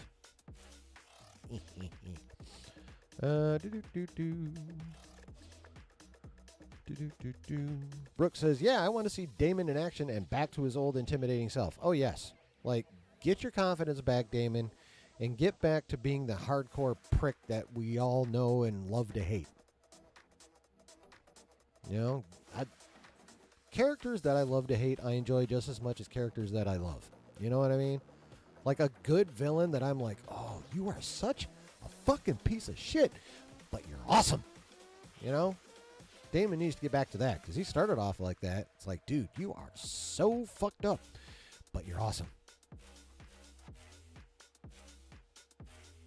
So yeah, I'm ready for the acid trip to be over. I'm ready for Damon to, like, hop on Caraxes, and is that his dragon's name? Caraxes? Well, hop on his dragon and start fucking some shit up. I'm ready. Brooke says, I love The Boys Season 4 and Hot D Season 2. Acolyte, meh. I agree with all that. Brooke says, Episode 4 of Hot D. Yep, that one. Okay, yeah. The Battle of Rook's Rest. Brooke says, Aemon is just very devious. I like him as a character better than Aegon, more knowledgeable and serious. Aegon just likes to F around too much. I mean, yeah. Problem is Aemon is also a fucking sociopath. That's a little bit of a weakness in his character. He's got issues. He's got issues. Brooke says, I hope Otto Hightower comes back and becomes Hand of the King. Well, I mean, that's Aemon's plan. And but the way he shut down Larys was fucking hilarious, too, because, like, Larys was just literally oozing with, like, attempting to be slick. And Aemon's like, no, you toad. I'm like, damn. C-Dub says, if they follow the book, Otto will be back, but they haven't adhered to the books exactly, so who knows. Yeah, I found out that in the book, it was actually Alicent who ordered the city closed down and not Aemon. So, Press says, see y'all later, daddy duty time. Well, hell yeah, dude. Happy dadding. Do your thing. Thanks for coming by. Appreciate you, man. Feel free to fast forward an hour and a half in and then finish it on the replay. Brooke says, yeah, Eamon is crazy, but he is more competent. In certain areas, yes, he is definitely more competent. He's not wishy-washy, for sure. He's very, he knows what he wants to do, and he has no problem, if not illuminating the path for everyone, then tying them up and dragging them along behind him on the path. So, yeah, in things like that, he is more competent. When it comes to strategy, Warcraft in general, definitely more competent. Being in any way empathetic, no, he completely lacks empathy because he's a fucking sociopath. So there's that too. C-Dub says, I think Otto is supposed to be putting together an army somewhere, but again, they've changed several things in the show. Okay. So he's trying to put together another army for the Greens. Interesting. Unless Aegon pissed him off enough to switch sides. Did he switch sides in the book, or was he building that army for the Greens, C-Dub? Eddie Riemann, welcome. First time I've seen you, and I appreciate you stopping in. How you doing? Emmy Awards nominations by Shogun and X-Men 97. Oh, yeah. Yeah. And there's a couple other good shows that weren't surprises either. But yeah, no, X-Men 97 should get all the fucking Emmys.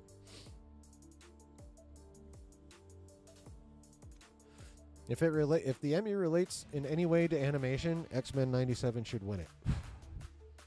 Period. End of story. For the Greens? Okay. Thank you, sir. I appreciate you. I appreciate you being a resource. It's pretty cool. Pretty cool. But yeah, no, X-Men 97 deserves all the Emmys. Shogun got 25 nominations. I know. They were the most nominated, right? Matthew, welcome back, sir. How you doing? He says, wish they would remaster X-Men the cartoon. Looks very bad on streaming like VHS rips or something. Well, I mean, I kind of agree, but on the other hand, maybe remaster it a little. I don't want it to look too modern. You know what I mean? I still want it to look like the shit I watched in the 90s. You know, not super badass animation and all. But yeah, a little bit of a cleanup would be good. I just don't want them to overdo it. You know what I'm saying? C-Dub says The Bear got 20 nominations. Another good one. Yeah, I hear nothing but good things about The Bear. I just haven't, again, it's just yet another thing that I haven't gotten around to watching. Brooke says, I just like how Aemond is more commanding as a character while Aegon is desperate for validation. I mean, yeah. That is true. Aegon lacks chutzpah. Okay, like fortitude. Aemond is fucking steel. Not necessarily in the best way, but he is definitely steel. Eddie Riemann says, could it be impossible Deadpool and Wolverine actors get Oscar awards as the best leading pole and supporting pole if that's happened? Such worthy what the fuck? You mind resending that? I feel like there might be some typos in there.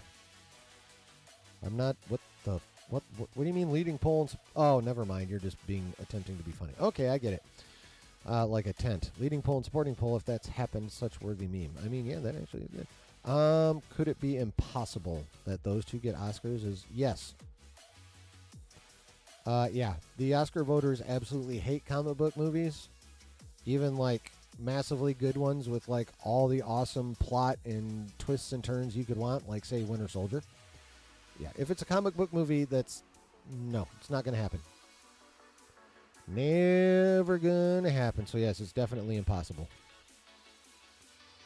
Matthew says, I don't know if they did on film like Batman, the animated series, though. Like if it's tape, it looks as good as it will probably. I mean, they've got machines they could run that shit through that'll like read the tape and digitize it to where you can play with it. But I'm just saying there's a certain level that I wouldn't want them to refine that show past. And yeah, Batman the Anime Series, that's another example. If it got refined a bit, cool, but just not to the point where it doesn't look like that show, like, completely anymore. Does that make sense? Like, you picking up what I'm putting down there? Are you understanding?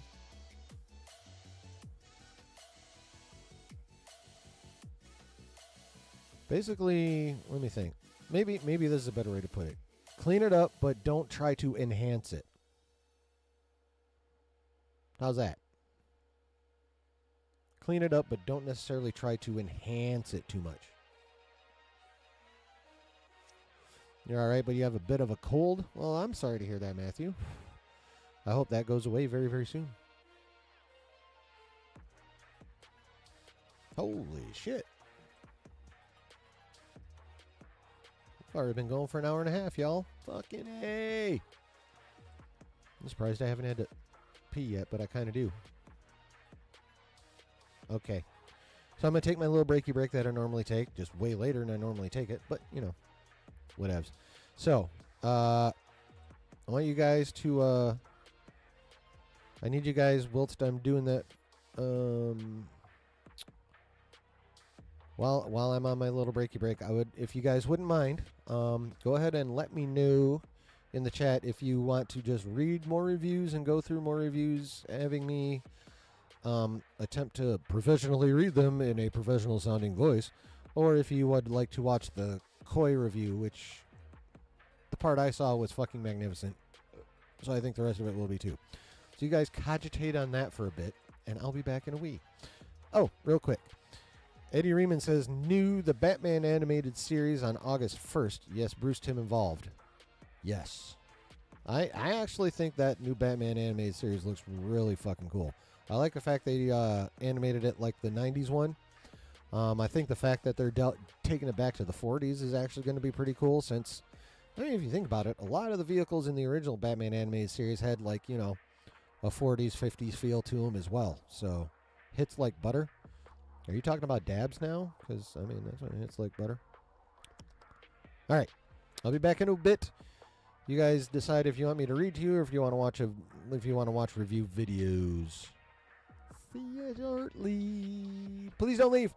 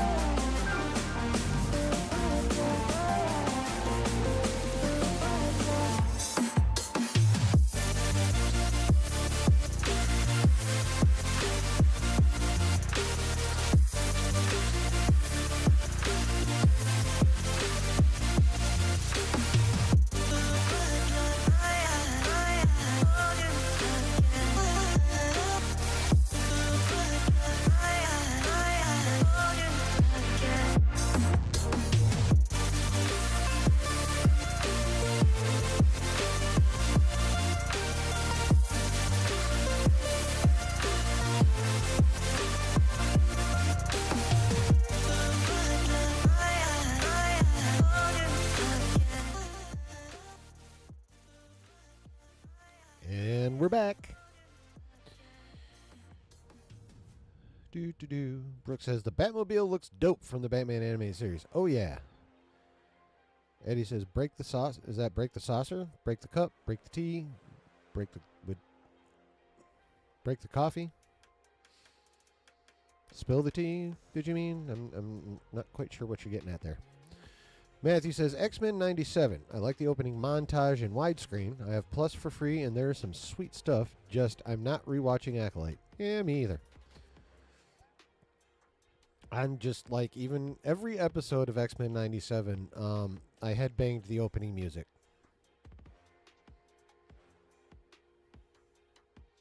Because that shit gets down.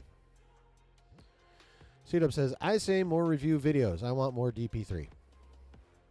Well, like I said, the one I want to watch, you may have watched already in the tower, so hope you don't mind a replay. Matthew says, Light and Magic is kind of cool for a documentary. Old Clone Wars micro series. Oh, the Tartakovsky one. I love Tartakovsky's Clone Wars. I love it. His portrayal of Jedi powers is the best. Sorry, George. I mean, there's only so much you can do in live action, but just in general of like how I think a lot of us, how OP a lot of us saw the Jedi in our heads, and the way they've been described in some of the novels and how badass they are. I think Tartakovsky nailed it. I love how OP all the Force users in Tartakovsky are. Like, God damn it. Oh, I want to say Vernestra, but that's not it. What's her goddamn name? Asajj Ventress. That's why I want to say Vernestra, because of her last name. Ventress. Yeah. I mean, Asajj is super OP in that, but it's awesome. Like Mace Windu barehanded punching the fuck out of battle droids is awesome. Jedi issuing force blasts that literally mow down ranks of battle droids is awesome. And that's the kind of shit that, you know, at least me, I always thought that, like, that we should be seeing them do. Especially the most powerful ones, you know, the ones on, like Mace. Like, he's fucking insanely powerful. You know, that's like the way they should have done it. Anyway. But yeah, I fucking love Tartakovsky. Ewok movies and droids, everything but the actual Star Wars trilogy originals. Interesting. Matthew says, Mace was super OP. He was, and it was fantastic. The leap from the cliff to the machine and back, or machine to the cliff and back, taking a drink from the kids' canteen. Yeah. That shit was dope. Okay. So we're going to go ahead and watch Koi's review.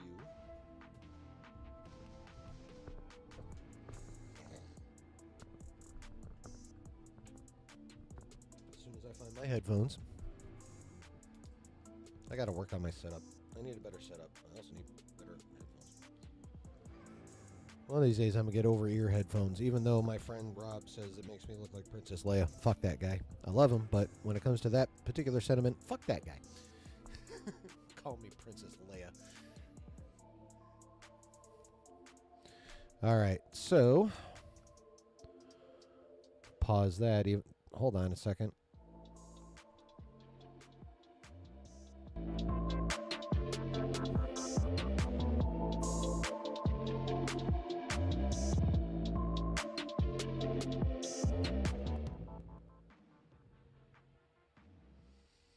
Harris Heller makes some fucking sick beats, people.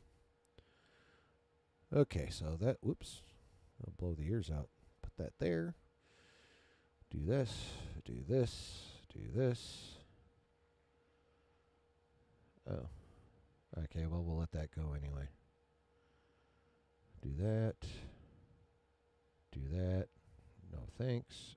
Unmute it. Pop that back to 0. Pull it up for you guys. Full screen it. There we go. And away we go. Internet, hello you lovelies, and welcome to my Deadpool and Wolverine non-spoiler review. Not a single spoiler in this review. I'm going to be so careful, I promise you. If you haven't seen the movie yet... Okay.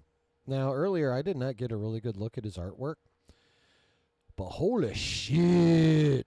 Look at this Wolverine, bro.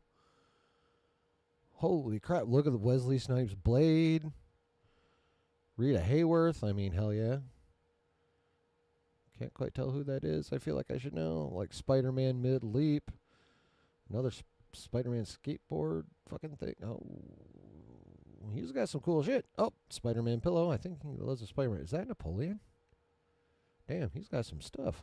This is a safe space. I want you to go in as blind as Al. Want to build a snowman? Yes, but I can't. I want you to have the best time with all the surprises, and there are so many surprises. So I would honestly recommend, if you haven't seen it yet, get off the internet. Watch this. I promise it's safe, but the internet is not going to be a safe place after the reviews drop today. So this review, completely non-spoiler, this is the review that I restarted my solo page for. I got back on YouTube solo to give you this review. If you're new to this page, I do comic book news, comic book reviews, as well as movie news and movie reviews. So if that sounds like your cup of tea, please do hit that subscription bell. Lots of Deadpool stuff coming right after this weekend, because I'm not a monster. I'm going to wait and give my full spoiler review, and then next week I'm going to do a full Easter egg breakdown. There were so many Easter eggs I saw in this movie, and there's so much to talk about. So at least 2 more Deadpool and Wolverine videos, maybe more. So hit that subscription bell. Let's dive into it without any further ado. Non-spoiler thoughts on Deadpool and Wolverine. Let's go.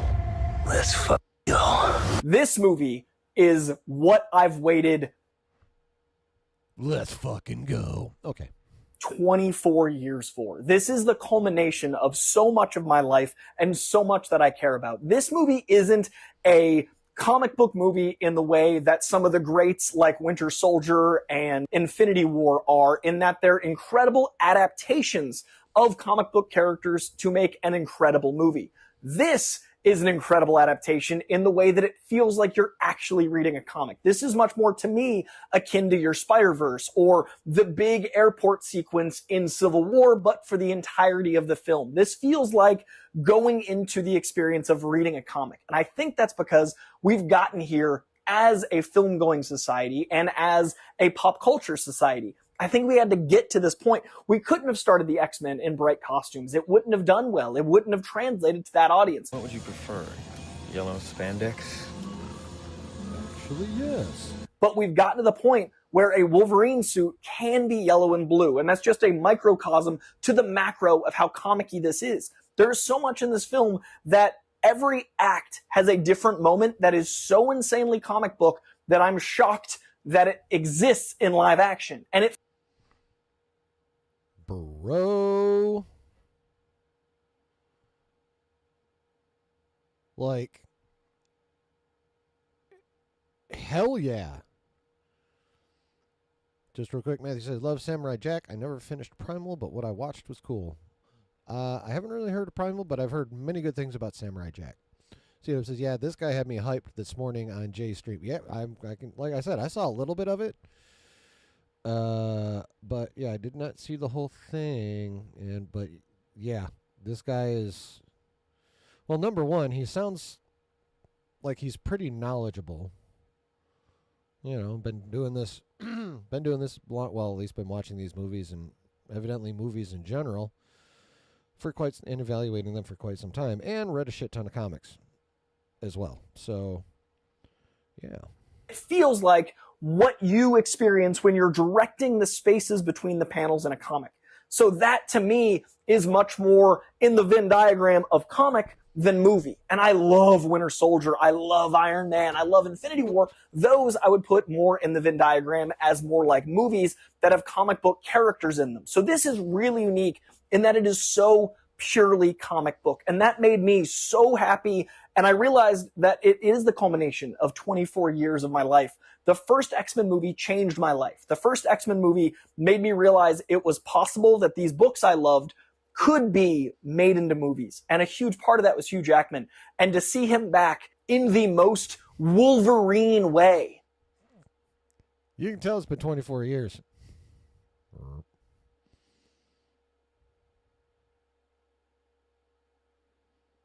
You motherfucker. Oh, hey, there we go.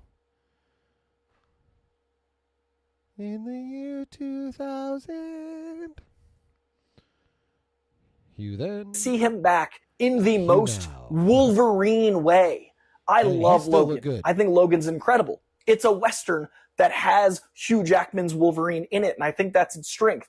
This feels like a comic book Wolverine translated into live action. And Hugh Jackman is just as good at playing that Wolverine as he is at playing Logan in a Western film. And that is the versatility of Hugh Jackman as an actor. Ryan Reynolds, in the same way, is plucked from the comic books. Ryan Reynolds was born to be Deadpool. He just had to get the suit later in life. He was given comic books on the set of Blade and basically told, you're playing Hannibal King like this guy. You might like this guy. And in that moment, I feel like the multiverses collided and two things became one. And finally, Ryan Reynolds was on this long journey to bring this movie to us, because this is a comic book come to life.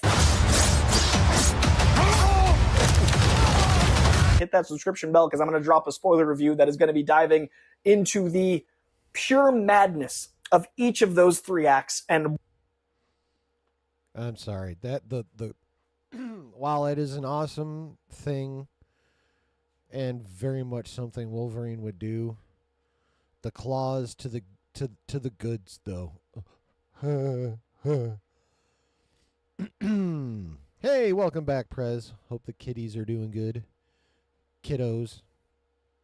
Kitties with 2 Ds, however you want to go for it. See, it says Marvel or DC needs to hire this guy. Yes. Definitely. Because he's not just a comic book sweaty. He obviously knows movies as well.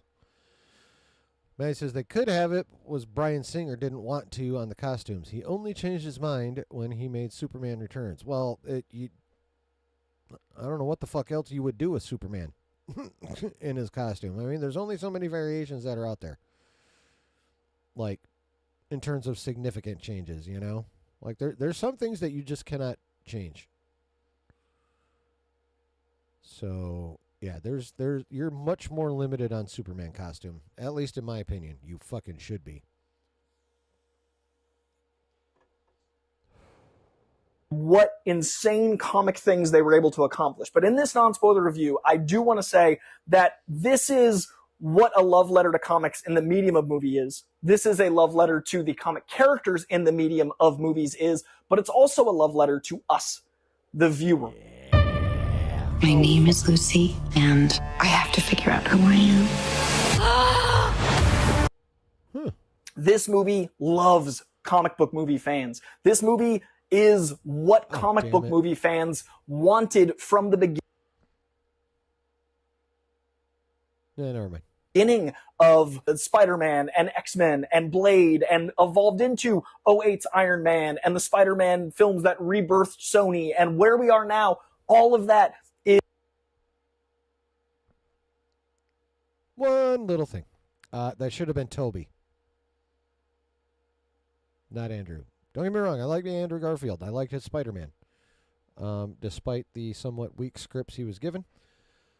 But, yeah, it was Toby that really brought Spider-Man back to the big screen, so it should have been Toby. Anyway. Is leading to something this comic-y, so it knows that, and it thanks you while you're watching it. It feels like the movie itself loves comic book fans. So while you're watching it, it is something that I don't think if you don't like comic book movies, you'll get anything new out of. In fact, you might have the most problems with this. And I'm really curious, as of filming this, I don't know how the Rotten Tomatoes score is. I don't know how other people thought of it, except the people I saw it with, but this won't be for people that don't like comic book movies, maybe to the nth.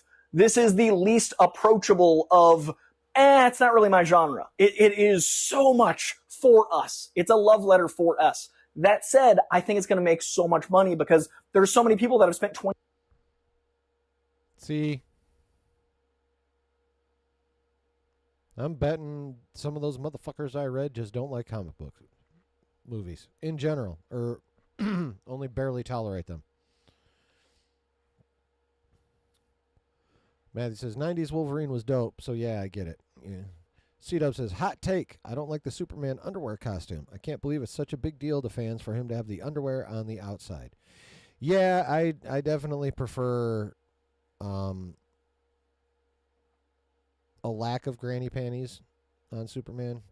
But I do understand, well, I mean, considering how I get about Star Wars, I understand why like people who have been fans of Superman for goddamn ever want their undies on the outside.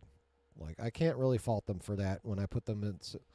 When I think about like like I said, when I think about what I'm like as a Star Wars fan and like how I feel they're definite, like there's just shit you don't fuck with. I can see how someone who's been a Superman fan for as long, if not longer, than I've been a Star Wars fan can be like, fuck y'all, he needs to have the undies. So, but personally for me, I don't really think he needs the fucking undies. I prefer the costumes without them, honestly. So, anyway. Maddie says, the first one is a solid 6 out of 10. Amazing Spider-Man 2 is ruined in the edit. Ooh, yeah, the edit can make or break your movie. Thank you, Marsha Lucas. If you know, you know. 20 years loving these movies, and it's maybe the most rewatchable movie I've ever seen. I am immediately upset that I'm going to Comic-Con right after I film this video, and I won't get to see it again until Sunday. I'm immediately upset that I know I laughed over a ton of jokes, and I have no idea what I missed because I was in full belly laugh missing moments. There are so many sequences that I laughed through other things that this movie's going to be brand new to me the next time I see it. And I also love that it is so impactful that I can replay the movie in my head, remembering all the jokes that I did hear over my own laughter, but I can remember the sequences and how they made me feel and what they brought me to. And the opening credits is the only way you could possibly keep up with the opening credits of the first Deadpool movie. The opening credits of the first Deadpool movie are some of the most ingenious things I've ever seen. When the credits started in Deadpool 1, I knew in real time my life was different. I had waited for that movie for so long. I've loved Deadpool for so long. Deadpool is one of those characters that only comic fans knew. He was like an inside joke. He was just for us. When those opening credits started, I knew they had done it. Those credits showed me everything there was to say about the team behind it, about the sense of humor, about the heart of the character. Deadpool works because of how sad and broken he is and how violent he is like an outlet. It's like a diaphragm spasm. Laughing and crying are super similar, and Deadpool gets that. He is comedy and tragedy as one character. Those opening credits and everything that led to them showed me those filmmakers knew this character. I've always known Ryan Reynolds knows the character. Like I said, he was born Deadpool. He just had to get the suit. Those opening credits were that impactful to me. These opening credits are just as insane, and it elevates on some of the playfulness of that one, and it works so well for Deadpool and Wolverine in a way I cannot describe. It plays with continuity, it plays with canon, it plays with fun pop culture. It does all the things Deadpool is. Deadpool is the internet come to life, and the opening credits get all of that. And then the closing credits, there's a post-credit scene, and it's amazing, and the credits themselves have a scene that nearly made me cry. I won't give anything else away except that know that the credits were, oh my god, impactful, and there's a great post-credit scene. So that's beginning to end non-spoiler of the sheer emotional journey I went through. I do want to say that I was, if you follow me, if you're not new to this page, I was right about so many theories, but I was wrong about so many theories. And some of the things I was so exactly right about, I'm so happy that they see the character so similarly that I do. And some of the things I was so wrong about, I'm actually really glad they took a left instead of a right. I'm actually really glad at some of the choices they made because I got to be surprised and I got to be so enveloped in the story. They played with canon and lore and the mythology so well. The amount this team loves the Marvel movies and the Fox movies is insurmountable. And the amount that this movie knows where to poke and prod at the current state of everything pop culture, of everything comic movie, of everything MCU and everything Fox is also insurmountable. This movie is made by people like me. It feels like there was one of me sitting in every writing session going like, or like, Kind of need to be. Like, people like that really need to be. You know how I know? X-Men 97. That was their writer's room. People who loved Marvel, loved the X-Men, and loved the X-Men 92 show. That's the formula. And they were also very talented writers. That's also important. Fans are very important, but they also actually have to be able to write. So, but yeah, that's what you need. You need really good writers who are also really big fans. And if you can find those motherfuckers, you're golden. Like, it's so pitch perfect tonally to nerds. It's community nerdy.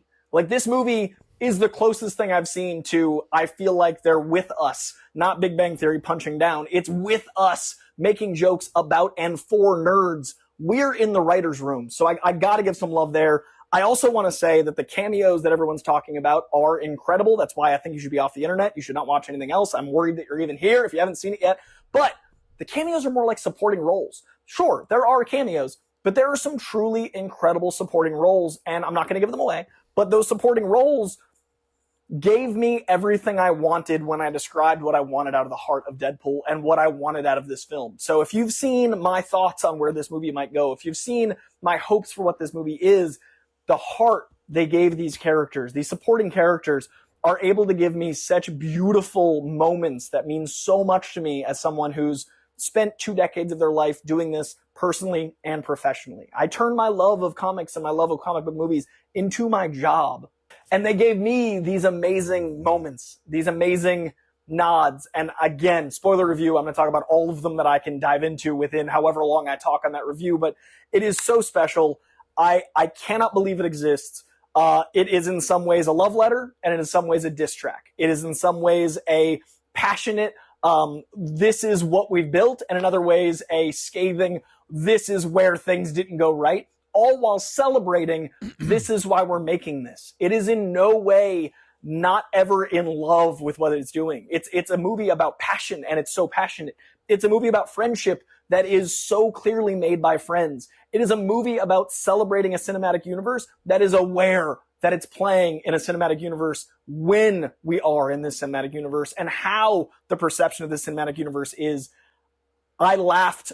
I nearly cried. I love the brutality. I love the intensity, but most of all, I love the heart and the passion. This movie, again, made by and for comic book fans, made by and for Deadpool and Wolverine fans. This movie is as much a Wolverine movie as it is a Deadpool movie, and this movie is the most comic Wolverine I've seen, and this movie is the culmination of everything Ryan Reynolds has built with Deadpool, and this movie is for Deadpool and Wolverine fans, as well as Deadpool and Wolverine fans.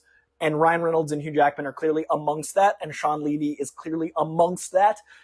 I love what Sean Levy built with his directing style that I don't want to get into without spoiling stuff. I love what the writers did by making these characters work in one of my favorite buddy comedies of all time. And outside of comic stuff, I'm a Lethal Weapon guy. I'm a 48 Hours guy. I'm a buddy cop guy. Like, that's one of my favorite genres. They put them together. If Ant-Man you enjoy because you love heist films, if you enjoy the tech futurism of Iron Man, if you enjoy the thriller espionage elements of Winter Soldier, this is the buddy cop version of that. This is Planes, Trains, and Automobiles superhero edition. So it is everything I wanted and more. I'm so impossibly happy and so impossibly grateful. Watch my spoiler review. This was so hard to do a full review without spoiling anything.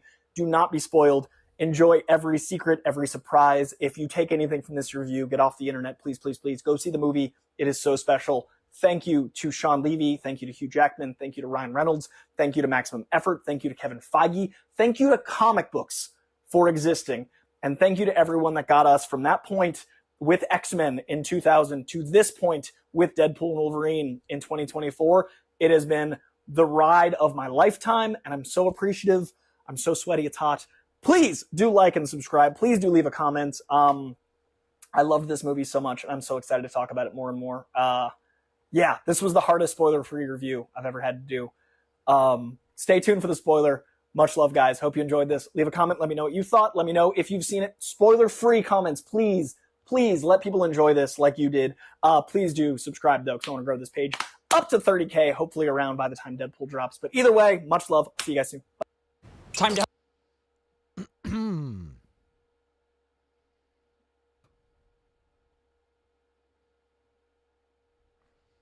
So, like, if Disney really wanted to, like, guarantee a shit ton of people come see that movie, they should just, like, literally broadcast that. Like, I don't know who would want to go see this movie after watching that. Like, holy shit. That Koi fucking... Yeah.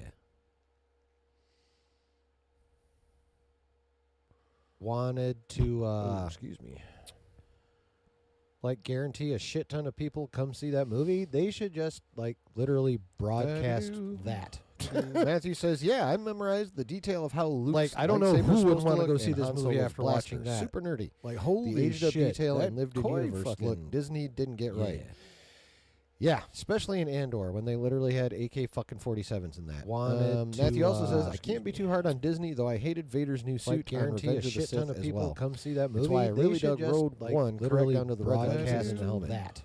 Matthew says, yeah, Now, see, I think memorized that was the just detail of a- how Luke's like, I don't know lightsaber's who would supposed to wanna look go all see the this red movie light after blaster. watching that. Super nerdy. Like, holy The aged shit, up detail that and lived in Koi universe. That's what it look looked like to Disney me. didn't get right. Yeah. Were they actually like red? Yeah, I thought that was especially just in reflected Andor light when in they the black. literally had AK fucking I'm gonna have to 47s. rewatch in that Wanted shit. Matthew also says, I can't be too hard on also Disney, says though I Dick hated Donner Vader's passed new away, suit and and they're allowing allowing Mel to shit make as Lethal well. Weapon Come see 5. that That's why I movie. really They dug should 4, just, so like, don't literally correct down to the broadcast broadcast it and helmet. that. You hated 4? Matthew says, yeah, Now, I see, I memorized don't the know detail what of how the- Luke's like, I don't know lightsaber's who would supposed to wanna look go all see the this red movie light after blaster. watching that. Super nerdy. Like, holy The aged shit, up that detail and lived in Koi universe. That's what it look looked like Disney to me. didn't get right. Yeah. Were they actually like red? Yeah, I thought that was just especially in reflected Andor light when in they the literally black. had It'd be like AK making fucking Goonies 47s 2 without him. Wanted Yeah, to, Matthew also says, I can't be too hard Matthew on also Disney, says though I Dick hated Donner Vader's passed new away, suit and and they're allowing allowing Mel shit to make as Lethal well. Weapon Come see 5. that That's why I movie. really They dug should 4, just, so like, don't correct literally down to the broadcast broadcast it and helmet. that. You hated 4? Because Matthew says, yeah, I See, I memorized don't the know detail what of the- how Luke's like, I don't know lightsaber's who would supposed to wanna look go all see the this red movie light after blaster. watching Super that. nerdy. Like, holy The aged shit, up that detail and lived in Koi universe. That's what it look looked like to Disney me. didn't get right. Yeah. Were they All actually these like things red? they want Yeah, to, like, especially in reboot Andor or when they whatever. literally had Like like making fucking Goonies 22 2 without without him. him. Yeah, Matthew also says, I can't be too Matthew hard on also Disney, says though I Dick hated Donner Vader's passed new away, suit and and they're allowing allowing Mel shit to as make well. Lethal Weapon Come see 5. that That's why I movie. really They dug should 4, just, so like, don't correct literally down to the broadcast broadcast it and and helmet. You hated 4? Because Matthew says, yeah, I See, I memorized don't the know detail what of the- how like, Luke's I don't know lightsaber's who would supposed to wanna look. Turn that down. There we go. There. That'll fix it. Thank you. Yeah, no. Yeah, fix it. I forgot to remute the YouTube, so like I was duplicating myself.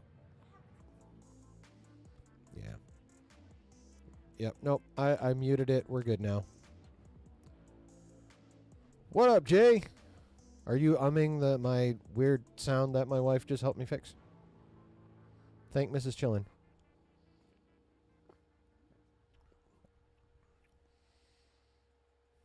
Okay, yep, Matthew confirmed it's fixed. Yeah, sorry about that.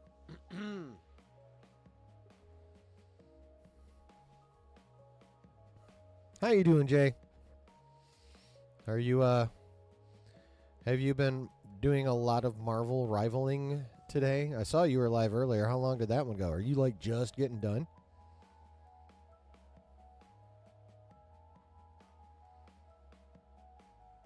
I could not stop by today. I had life. Excuse me. How'd that go? Are you still digging the game?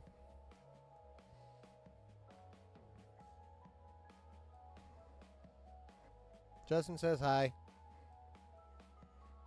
She said hi back.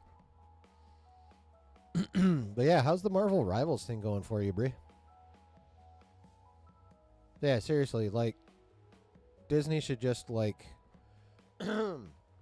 have, like, just start putting out clips of Koi's review there, and that's a fucking inspiring review, I gotta say. Koi, that is a very inspiring review. And it also helps that, like, his mindset and mine are almost identical in this situation, so that's always good. Jay says, no, I've been off for a while, but the game is so fun. Well, good.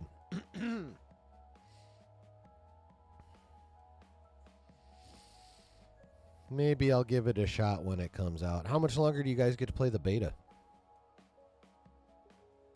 Like, how much longer does that last before they cut you off and have you craving that shit like Heron?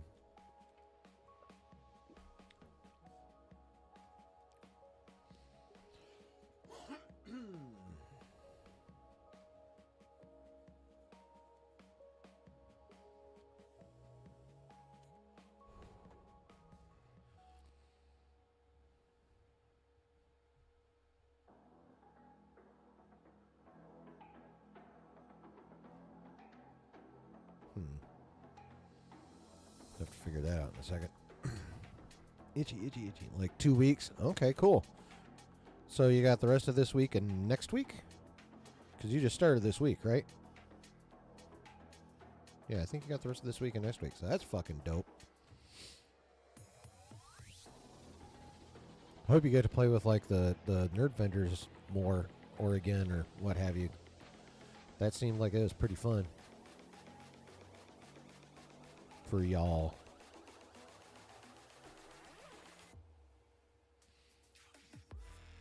That reminds me, speaking of Nerdventure type stuff, Saturday, and I really should have talked about this at least an hour ago, but, you know, I'm awesome at this. Anyway, Saturday, as we all know, is Hall H. And the presentation for Hall H is at 9 p.m. Eastern Standard Time, which, as we all know, is when I normally stream. So Josh will be streaming when I normally stream. But here's what we're going to do. I'm going to go ahead and still stream. But I am going to have Josh's stream up. But the reason I am going to stream Josh's stream is so we can have like a nice intimate little conversation and like, well, an actual conversation while we're reacting to the news, as opposed to trying to, you know, not be buried in what is sure to be a ridiculously busy chat. Like, I want to be able to, like, you know, I mean, obviously we can throw our comments into that humongous chat, but, you know, who the fuck knows if we'll even see stuff that's directly addressed to us and that kind of thing. You know what I'm saying? Even if we add each other, there's no guarantee we'll even see that, because that chat's going to be fucking insane. That is Josh's biggest stream of the year. As I recall, he cracked like 10,000 viewers simultaneously, I feel like, in 22. So, if I recall correctly. Don't quote me on that. But either way, like thousands and thousands are going to be in that stream, which means there will be hundreds and hundreds in the chat. And I want to be able to have a nice little conversation with y'all. So, I will be streaming Josh's stream, and hopefully we will all be we'll all be enjoying it because we all love Josh pretty much. And but I will enjoy being able to actually talk to you guys and, you know, be able to have a conversation. You know what I'm saying? So that's what we're going to do. I hope y'all join me for that.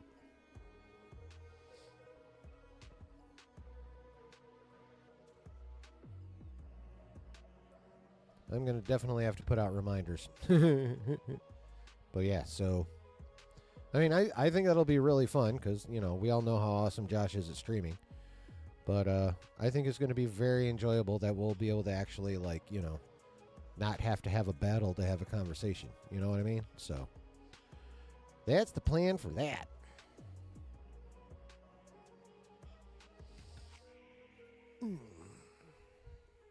Do we want to watch another video? Like, I actually have thought of a video for someone that I know Josh didn't show today. I think. Let me see here. Come on, mouse. Do be cooperating with me, pretty please.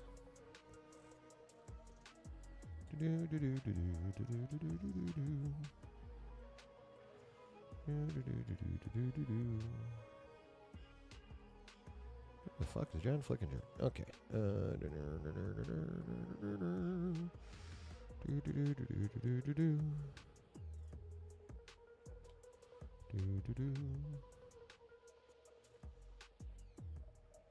Oh, he hasn't put up a full reaction yet? What a fucking loser. Okay. Oh, you'll have both of us up? Okay, cool. Can't believe you didn't put out a thing. Well, anyway. So, does anyone else have anything they want to share?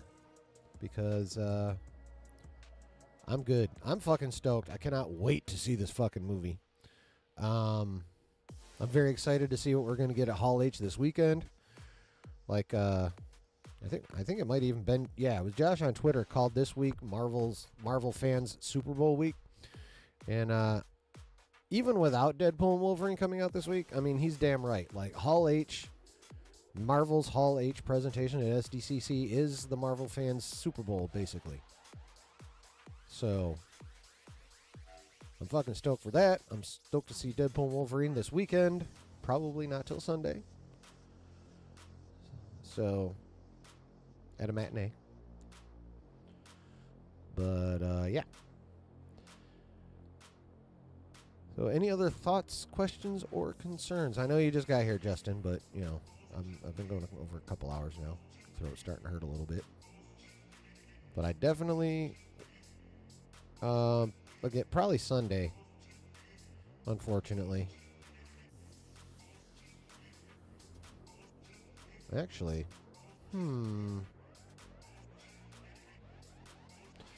maybe Friday morning. I just thought of an option. It might be able to do it Friday morning because I don't have to be to work till 2. The wife doesn't have to go into the office. Okay. No later than Sunday, but potentially Friday morning.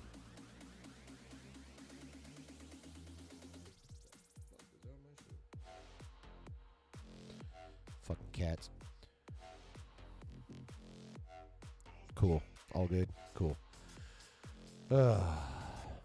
But yeah, I mean, obviously, if you guys got something you want to talk about, I am here for you. Matt says, I hope it's good. I don't care if it tops Logan or not. Well, I mean, honestly, I think this movie and Logan, trying to compare them is like apples and oranges anyway, honestly, because they're just... I'm going to have to stay off Twitter, I know. I follow too many people who are into scoops and spoilers, which sucks, but it is what it is. It is what it is. But yeah, I will have to stay off of Twitter. But yeah, if I go Friday morning, then I'll just watch Josh's stream on the replay later on Friday after I get out of work or something. Yeah. So what up, chat? Anything else you guys want to talk about? Because I am here for you.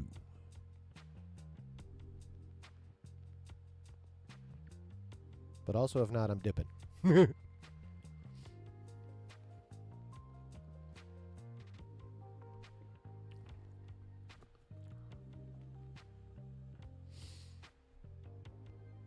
All right.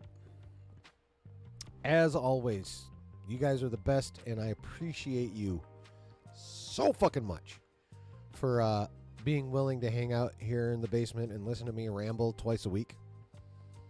That's the shit, and I really appreciate that. And I know you guys said do a good job, but I'm me, and I'm my own worst critic, so I appreciate you guys continuing to come back. Maybe I'll even convince myself sometime. Probably not. Anyway, but yeah, thank you. All the gratitude, all the love to you guys. I appreciate you so much. And I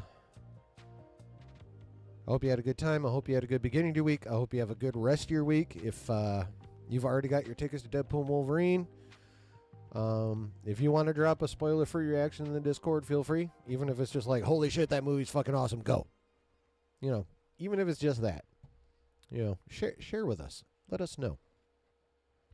Come back to this stream and drop a comment. I can always use the engagement. So, yes, for sure. So thank you for being here. If you were live, whether you were actively in the chat or lurking, if you've made it this far in the replay, thank you. Really appreciate that. If you haven't hit like, hit it on your way out of here or on your way click it before you leave the replay if you didn't hit it on the way in. And if you're on the replay, please leave comments. Tell me what you think. How excited are you about this movie? Did any of the reviews hype you up or lessen your hype level and excitement or what have you? Let me know, please, down in those comments. Yeah, you're gonna try and avoid spoilers too, Brooke. Well, I mean, unless you're the Twitter freak I am, I think you'll be all right. I'm the one that's gonna have Twitter withdrawal issues trying to avoid this shit. Good talk as always. Cool. Matthew says, my week has been terrible, so I'm looking forward to this weekend, Deadpool 3. Well, man, I'm sorry to hear that. I hope things improve before you go see Deadpool 3 so you can go in, in a better mood to maybe enjoy the movie more. I just hope shit straightens out for you, bro. I'm sorry to hear that. I'll just put it there. I hope things improve. I hope shit straightens out. Whatever it is, I hope it turns around for you. For sure. And I'm sure the rest of the community feels the same way. You know why? Because this community is fucking dope. We are very caring individuals in this motherfucker. We swear a lot, but that doesn't mean we don't fucking care. So, I hope your week improves. If you've had a good week so far, I hope you maintain that. And we will see you guys Saturday night for motherfucking Hall H Marvel presentation at SDCC.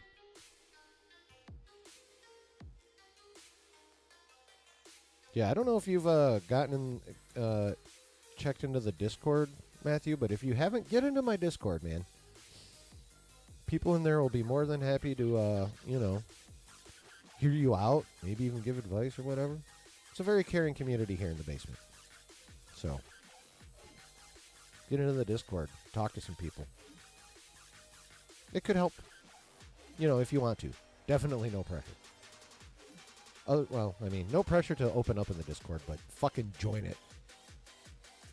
And follow me on Twitter. Links are in my channel description. All right.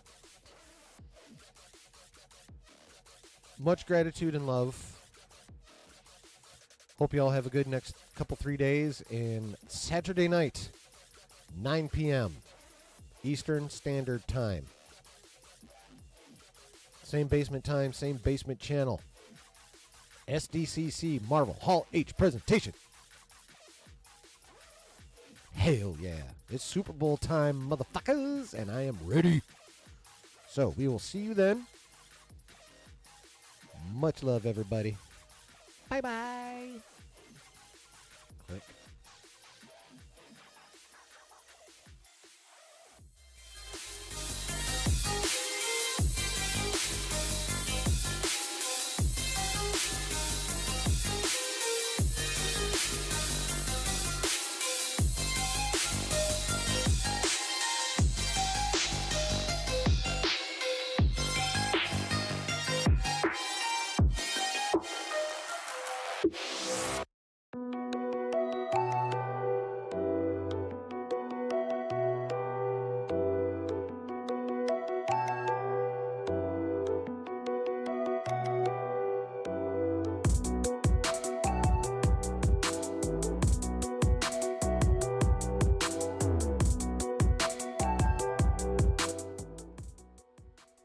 Guys, chat, members of this community, do you realize that this is probably going to be the best week Marvel has had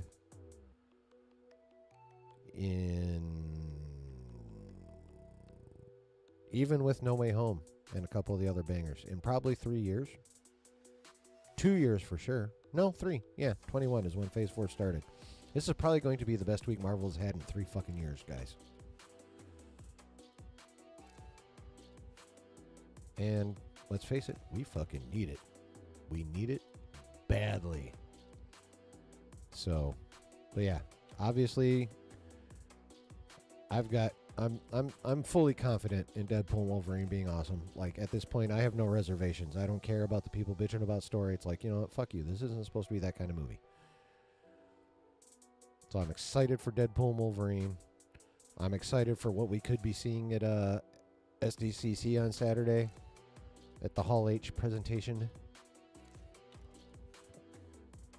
I feel like Feige's got like a full-on 4th of July Washington, D.C. size celebration for us on Saturday, and I can't fucking wait. So hope to see you guys all there on Saturday. Thank you for being here now. I hope the rest of your week goes very well. so we can all come rolling into that stream ready to fucking be hyped and get after it. So we will see you then. Much love. Bye-bye now.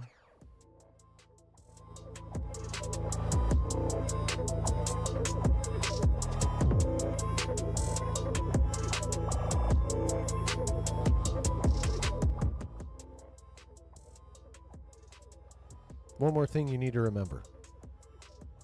There's always a good time to be had when you're chilling in the basement. Hooty hoo!